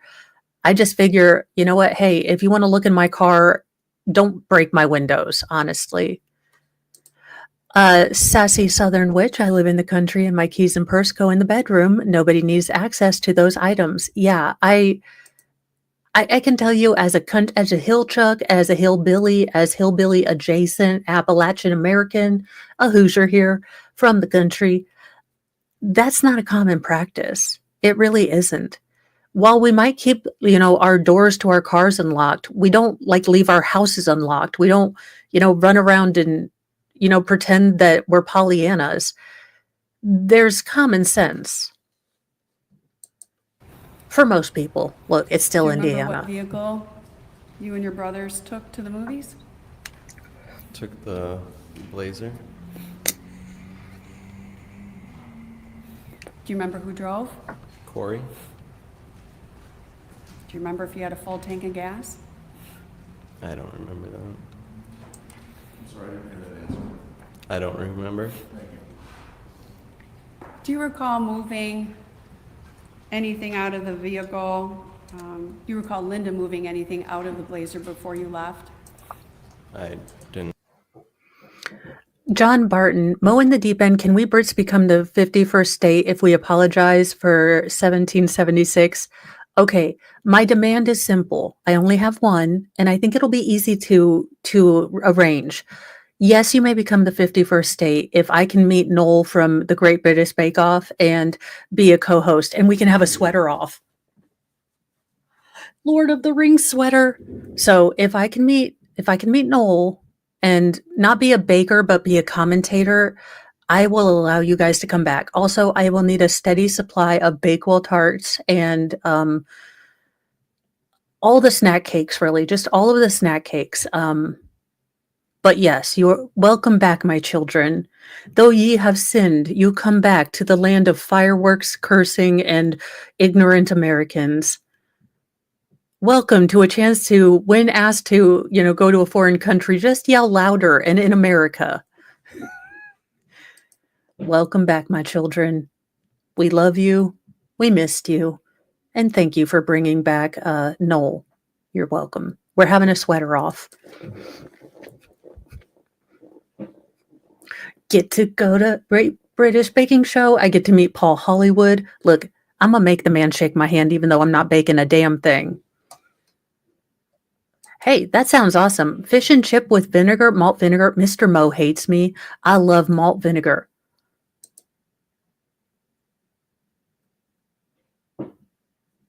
How is it looking that we're going to get Greenland? Because can we send her there, but make it like a Hunger Games? Oh my God, make them do. Did you see that reality show where they made them go and act like they were back in 1876? We could make them pretend they're pioneers. Could you see Megan and his darkness, pretending to be pioneers? I would watch the shit out of that. Megan, forget as ever and what the hell ever your stupid show is. Go and do like dirty jobs. Megan, I swear to God, I would watch the shit out of that. I would watch you knee deep in sewage, and I'm telling you, you want to be famous, you want to get people back, go do some dirty jobs because people would pay to watch you covered in pig poo. Oh my God, ABC, why don't you hire me? Megan, I'm a consultant. I'm not going to deal with your bullshit though. Mo in the deep end. Harry still has a little bit of a respect over here thanks to his service in the army. Well, didn't he go into service in the army because he couldn't get into university? And look, I'm a twice college dropout, so I don't put much stake in college degrees, but what I mean, I feel bad for him. He's kind of been a bit feckless, a bit moreless, a bit foundationless.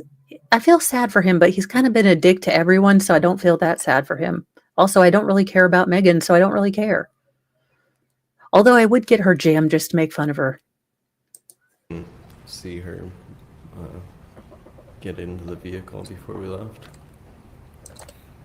She didn't tell you to wait while she took her purse out? No, not that I remember. All right, here's the deal. If I get to do custody arrangements, we have to make them permanent. I am willing to take Megan. I'm going to send her to Greenland. What the hell? Okay, no offense, guys, but I'm in full ADHD mode. No, not Megan Fox. Megan, her royal buttness. What's her face? Harry the ginger guy's wife. The one that has the stupid show that's not doing well. All right, I am going to look up what's going on in Indianapolis since I kind of live there. Well, live close to there. Gonna make sure it's not something cray cray.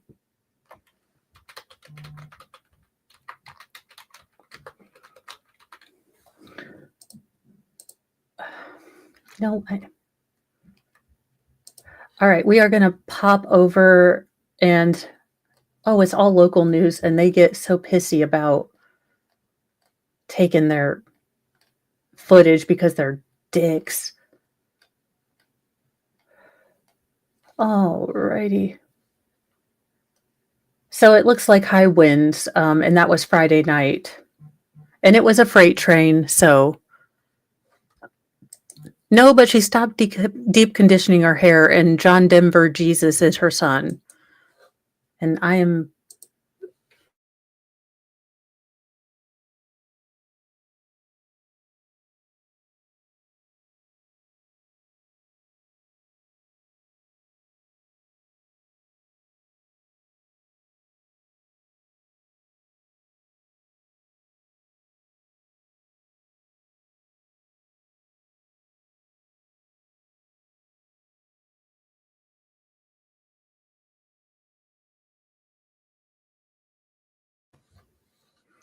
And we are back. Yeah, I guess. I don't know. He's wearing my grandma's glasses and he looks like hippie Jesus, so it's very disconcerting for me. Yeah, we did upgrade the internet, but I'm probably going to go to my own line as soon as Mr. Mo finishes my room because the boys like to play Roblox and all those games, and it takes up a lot of bandwidth.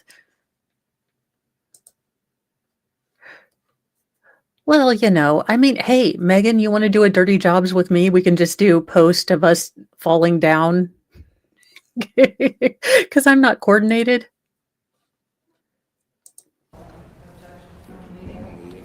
Sustain. Did she tell you to wait while she took anything out of the vehicle? Not that I recall. So where did you go when you left the house? Oh, We went no, not to that the one. mall Daggone, you're supposed to be a Portage, professional. And then Okay, Donna Shepard, I love that movie. I mean, give me Lily Tomlin and Bette Midler every day, and Bette Midler pretending that she doesn't understand, pigs and stuff. Look, I always wanted to be in Beaches. I figured I would learn how to sing or I would become Blossom. It didn't turn out. to the movies theater, which is right next to the mall. How'd you find out about Oh my Bob, Ross, I am going to make Mr. Mo watch that tonight instead of the Great British Baking Show. Is that considered torture or love? Though I need to know for a friend who is me. Because I'm trying to be a good wife, not a really sucky one, but I really want to watch I really want to watch that. the fire? Corey's friend Steven called 5. while we were in the movie and told us that the house was on fire. What'd you do? We looked at each other and thought that he was kidding. Did you call back? We did call back, And then what did you do? and we were kind of in a little. I was in shock a little bit, like, is this for real? And then we decided to leave and head home. Today, Junior? Go back to your house? Yes. What'd you see when you got there? I am not sure. I do want to do a speed run of the first trial. I kind of look, Baker plans these things. He has everything. I kind of fly by the seat of my pants, and this trial started, and I thought, what the heck? So I will have to look up the old trial. Oh my goodness! Megan, if you want to join, that is fine. The Petty Express is running every day this week, from 10 to 2, and then from. Look, y'all, I have it up at 1.2. Oh no, I don't. Sorry, we have been going uber slow. Oh, my Bob Ross. So to warn you, for the defense team, you have a choice between smug, snarky asshole who is Timu Pitbull, or you have slow slow pants who is slow as hell. All right, you guys, I'm going to play this. My daughter is calling, so I'll be right back. Smoke, police vehicles, fire truck maybe, I'm not sure exactly. Were you able to go up to the house? No. Do you remember where you stayed that night? Well, we went to the Masalis next door, and I believe they stayed at my grandmother's that night. Would that be, is her name Sandy? Sandra, yes. Was that in her one-bedroom apartment? I believe so, yeah.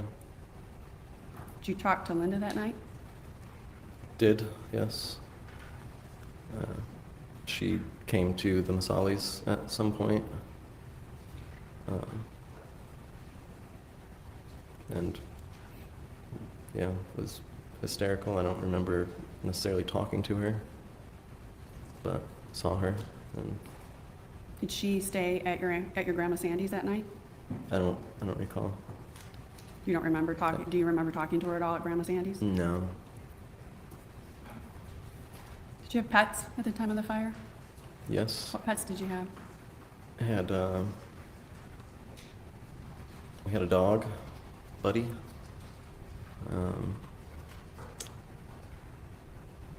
Can't remember if we had another dog, a chocolate lab, or not at that time. No, the one dog had recently passed.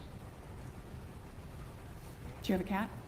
No, You didn't have any cats? I don't believe we had any cats at that house.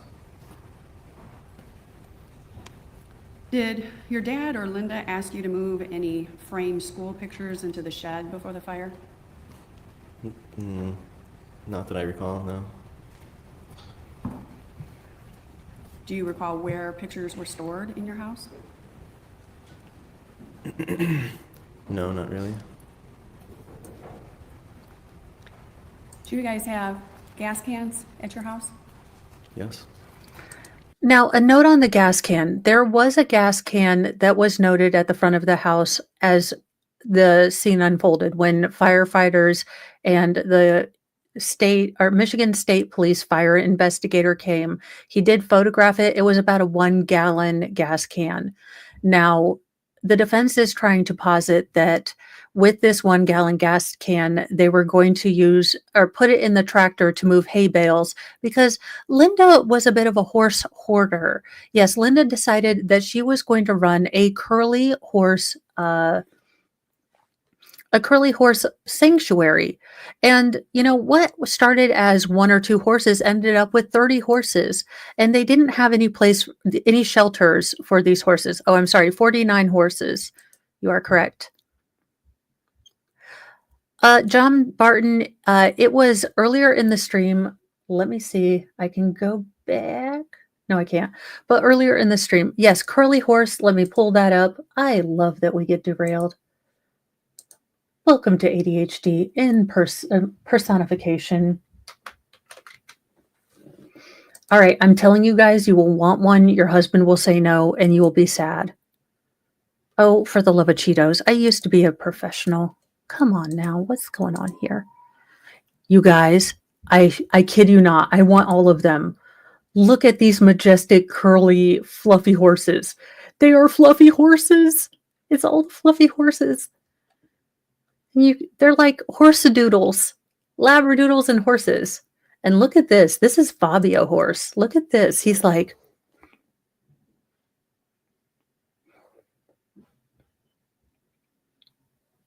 oh my gosh. Is his name Fabio? I wish it was. But look at this. She had fluffy horses. She had Labra horse. Oh my gosh. Would you call them Hadoodles? I was thinking Hadoodles would be great because it's horse and Labradoodle, so they're Hadoodles. Oh my gosh, I would go back to living in, a carriage if I had a Hadoodle.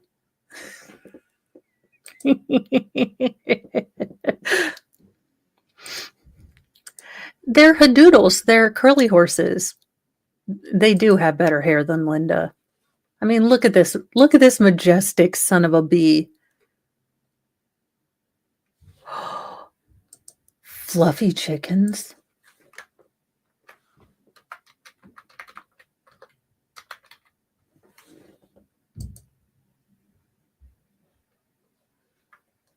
Oh my, Bob Ross. I need 12, and I'm going to name them McNugget.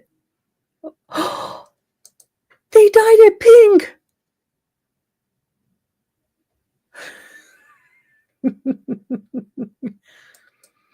All right, guys, we are stop derailing. Let's go back to the case.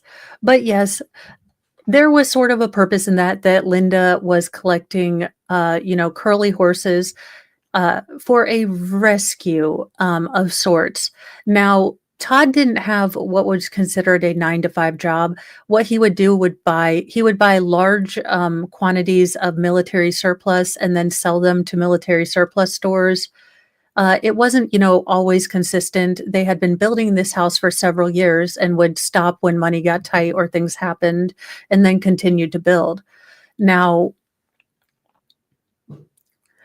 there were a couple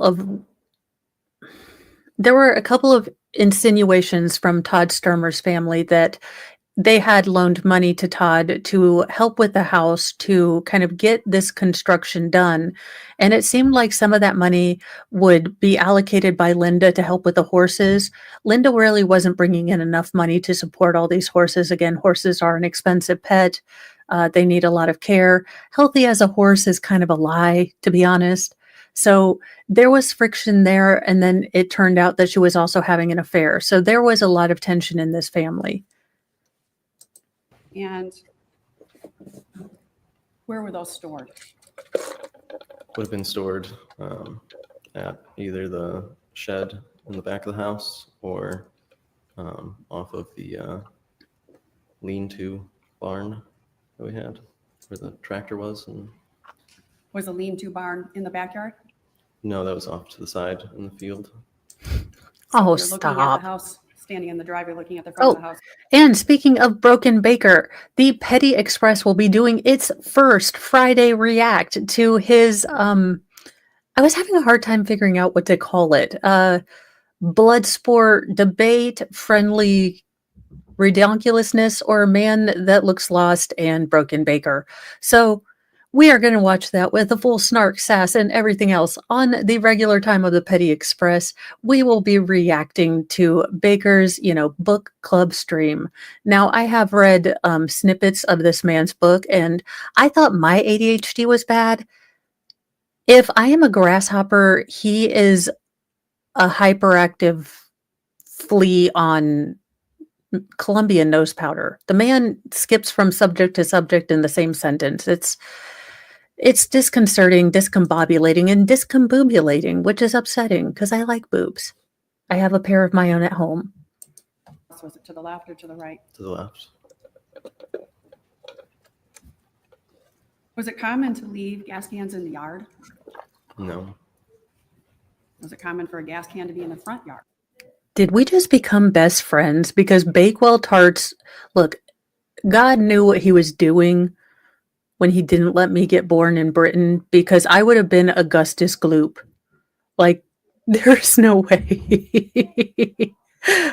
Bakewell tarts they just find me with a little pile of tins of Bakewell tarts.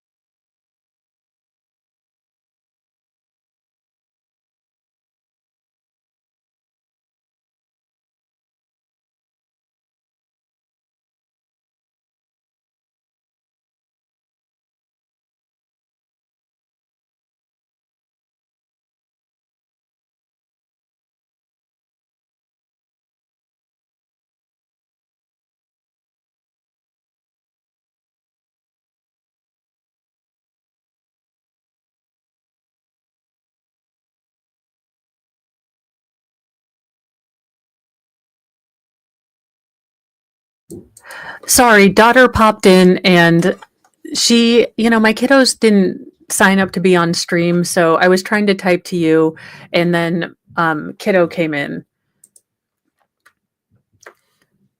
Okay, John Barton, I almost bought, it's shameful, but I almost bought a pudding tin to make a traditional sticky toffee pudding. And then my husband told me not to buy things at 3 a.m. It was upsetting and sad. It's like he doesn't know me. New hire. Did you have a snowblower at that time? No. Did you have a working lawnmower at that time? I believe so, yeah. Any reason why a gas can would be in the front yard in January? I'll sustain that as to speculation. Did you ever see a gas can in the front yard in the wintertime? No. You mentioned there was a tractor in the backyard, is that correct? The tractor would have been off in the field on the left of the house. How big of a tractor was that? It's a pretty large tractor.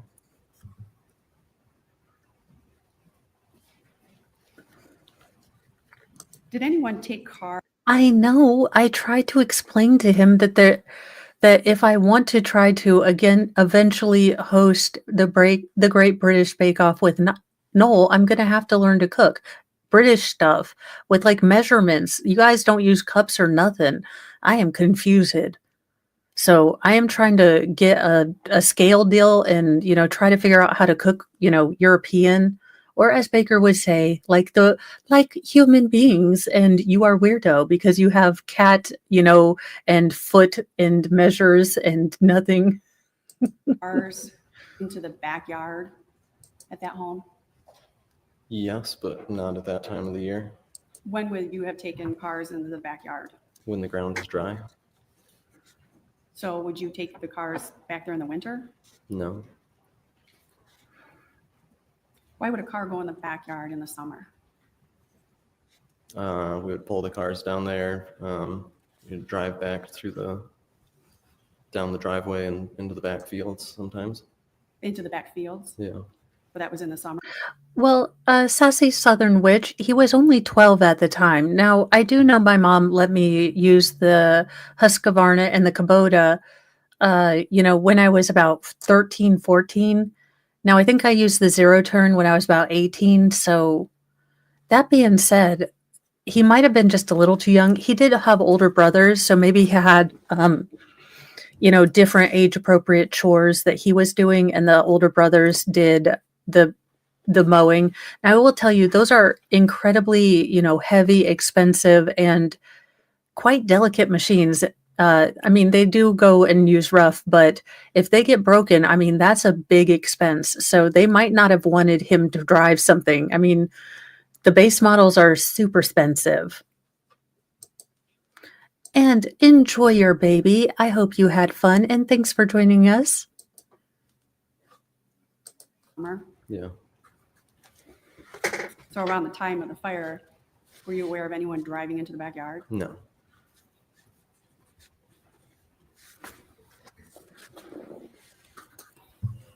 Do you recall smoke detectors in your house?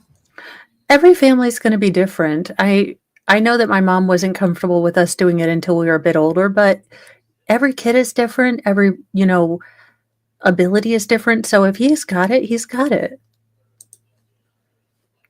Heather May, that is awesome. Again, it is, every family is going to be different, and maybe their family is great with that. So awesome possum if it works for them. I hate people that judge other families. Again, you don't know what works for them. Just let them be. Is it your family? Are you paying taxes for them? Then stop.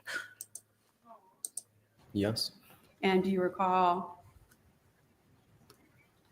let me ask you this way, were they in every room? I don't know if they were in every room, but they were definitely throughout the house. There is a point to this. The defense and Linda claimed in one of her multiple tellings of different stories that Todd had dismantled the fire detectors. Now, the fire detectors were the kind that are required now for any home that are hardwired into the electrical. So if the battery goes out, that they still work. Now, again, Linda claimed that at the day of the fire, or just a slight bit before, Todd had dismantled all of the fire alarms. Now, it does look like the defense might be going with Todd was very stressed out, more of a self-deletion sort of thing. That has been an angle. Again, the defense has been sort of moreless and foundationless. They seem to shift their general story or what they seem to be questioning based on each witness. So there hasn't been a cohesive sort of singular strategy that the defense is using, but it's one of them.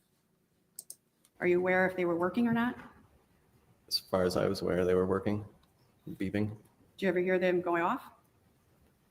Going off, we'd change the battery at times so that the beep test would go off. Did Linda tell you what happened when you talked after the fire? Yeah, she gave a few different stories over that next 2 years. Different stories? Do you recall how they were different? Just what she did, where she went, changed. How did they change? At one point, she said that she went upstairs and she saw a fire and couldn't see anything. And I think she said that she couldn't make it up the stairs at one point, and that there's too much smoke or there's fire already before that. And where she went out of the house seemed to change. What did she tell you on where she left the house? At one point, she said that she went back downstairs and went outside back door. And I feel like at a different point, she said that she went out the front door. But at any time that I would ask, she would get either hysterical or angry and would attack me at times. So when you asked her about the differences in the story, is that when she attacked you? Yeah. Tell me about that. A few different occasions. She driving once, she I think pulled over and started smacking me or something. And another occasion, she just flat out attacked me and gave me a bloody nose and pushed me into the bathroom. Another.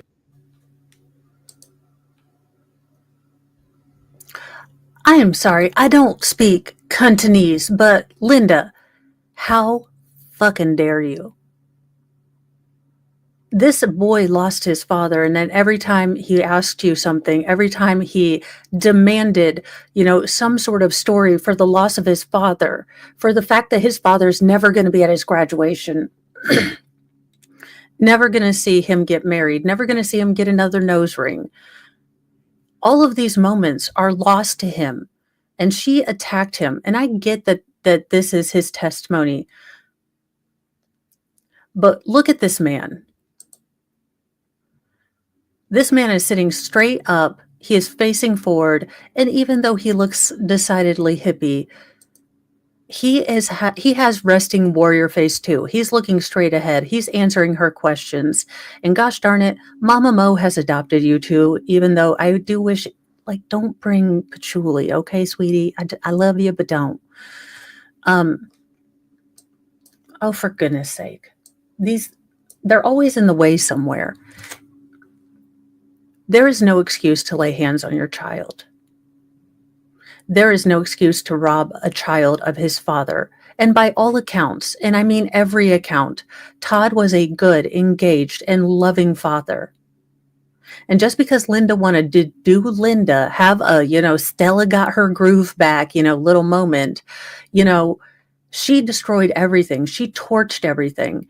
And even though she has a fairly competent defense, sort of, in theory, you'll see. I believe him, and I think the jury's going to believe him. Again, this man is a testament to Todd Sturmer and the time, effort, encouragement, love, and tenderness he showed every single one of these boys. These boys have grown into men and are strong enough to go through this one more time, again, to talk about the most horrible day in their life, to bring it up, to relive it, to go through this testimony. So I think that this is going to be the nail in the coffin for Linda. I don't think that anything that defense throws out there, even if they do have, some tidbits, some things that they can cherry pick, and the defense does a lot of cherry picking, but defenses do.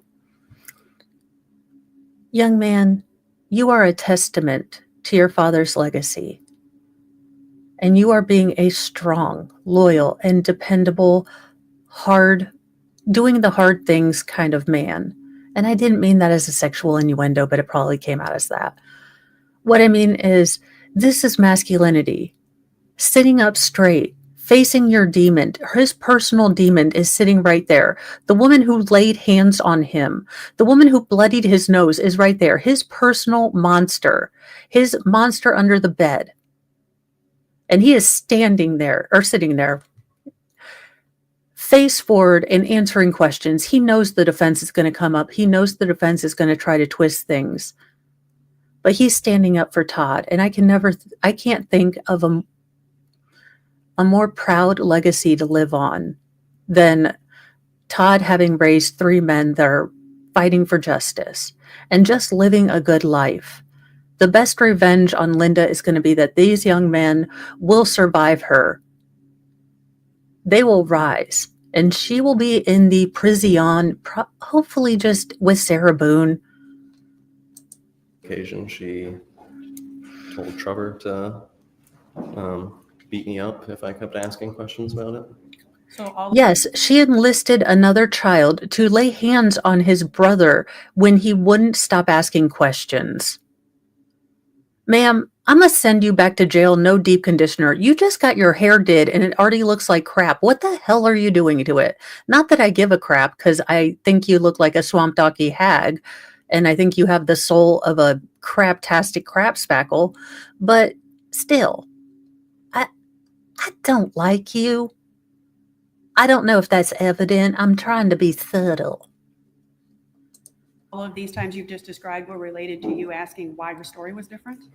And why, what happened and how it was that my father didn't make it out. It's all about Linda. Linda's sad. She's the widow. After the fire, did Linda ever tell you what to say to police officers, insurance agents, It did have a rose or gold anyone hue. else that you were talking to? She did. What'd she tell you? I don't, Heather May, this has to be the most traumatic thing. Again, these young men didn't get to say goodbye. Linda actively blocked them with her body. They're at a movie. They know things are going to be different. They know they're getting a divorce. I can't tell you how gravity stops, how the world stops spinning, how your universe blows up when something like this happens. When you lose someone that is an intrinsic part of your family, your heart, it's like your entire universe has exploded. There is no gravity. There is no up, there is no down. And in the most cruel joke of reality, the world keeps going on. So while internally you are floating in a space of darkness and confusion, people are still going to Walmart. They're still getting their toilet paper. They're still smiling. And it doesn't seem fair because your world has exploded and theirs just keeps going on. And nothing's the same. Nothing will be the same. There will always be a distinct before and after, a black and white, a fence, a divide in your life, in your timeline. And I'm getting really fucking sick and tired of the poor widow me deal. Bitch, I'm a widow too. You want to go? Do we want to pull out victim points? Do we want to pull out sob story points?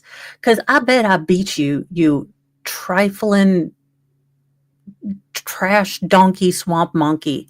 I don't like you, ma'am. I swear to goodness, if the asteroid of doom fell, I hope it's right on you. Actually, that's too slow. Again, gird your earloins. We are summoning Lord Chippy. Again, if you have earbuds, I do caution you to turn them down. Lord Chippy is a bit loud.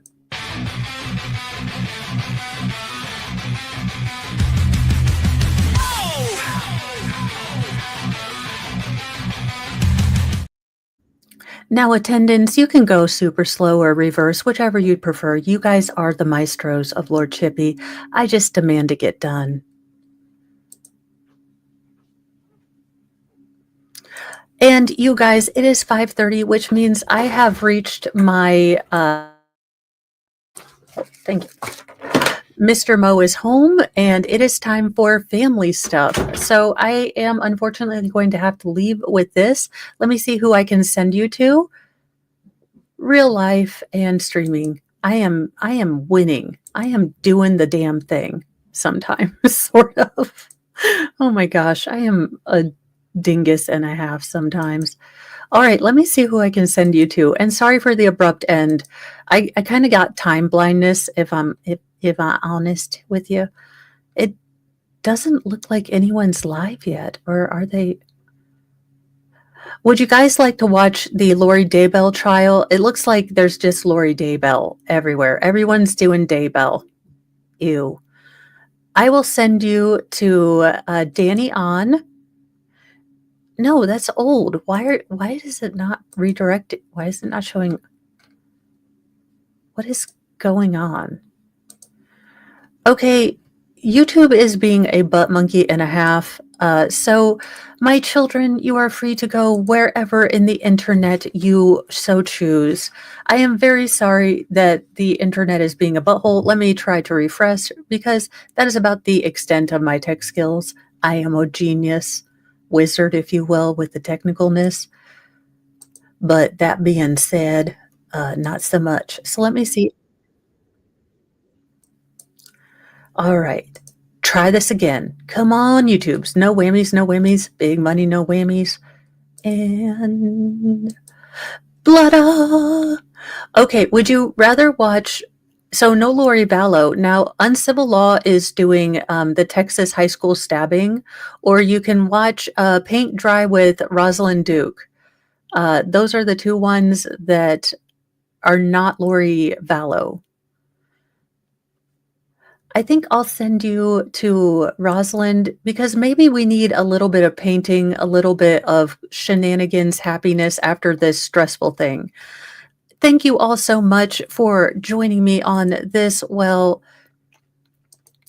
sad story. Please like, subscribe, share with your friends, all the YouTubey stuff. Join the Church of Mo. We love you here. We have dark chocolate sarcasm. We only ask you to keep your audio assault weapons that are plastic recorders at home, and go light on the patchouli oil if you are a hippie. There are only 2 commandments in the Church of Mo. Oh, 3, don't be a dick. Actually, that's the biggest commandment. Your shit does not entitle you to be a dick to anyone. And no one deserves to be, the target or the target of your dickishness because you're having a bad day. Don't spread your bad day. Try to be kind. That being said, be kind to yourself, be kind to others, but keep a sassy mouth and carry a can of bitch fire, because kindness doesn't equal doormat anymore. Sorry, that was a glitch. I'm having a Nancy Pelosi moment. Anywho, I'm going to go torture Mr. Mo with big business. Romantical. I'll see you guys later. Don't forget, Mornings with Mo at 8 a.m. Eastern Daylight Time. Daylight Savings Time is the devil, but we do have to deal with it because bureaucracy. And on Mornings with Mo, I do stories that are not really political, usually include true crime and the absurdity of the internet. So if that's something you would like, it's about an hour-long show. You can hang out in the morning with me. I am working on getting it in audio edition, but y'all, I technically suck. And I mean, look, y'all, I started at dreadful. I've worked my way up to somewhat crummy. I am hoping to be semi-competent one day. That's my goal. Look, I have realistic goals. I just want an ab. I'm not greedy. I just want one ab. If you've been good on your diet for an entire week, God should reward you with an ab. Just to, hey, doing a good job. Saw you doing crunches. Yay, you. Jesus is your fitness pal. Okay, I have tangented enough. I have done my end thing, and then I've gone on a tangent. So I'm going to get off of here because Mr. Mo is looking at me like, are you done yet? Bye, you guys.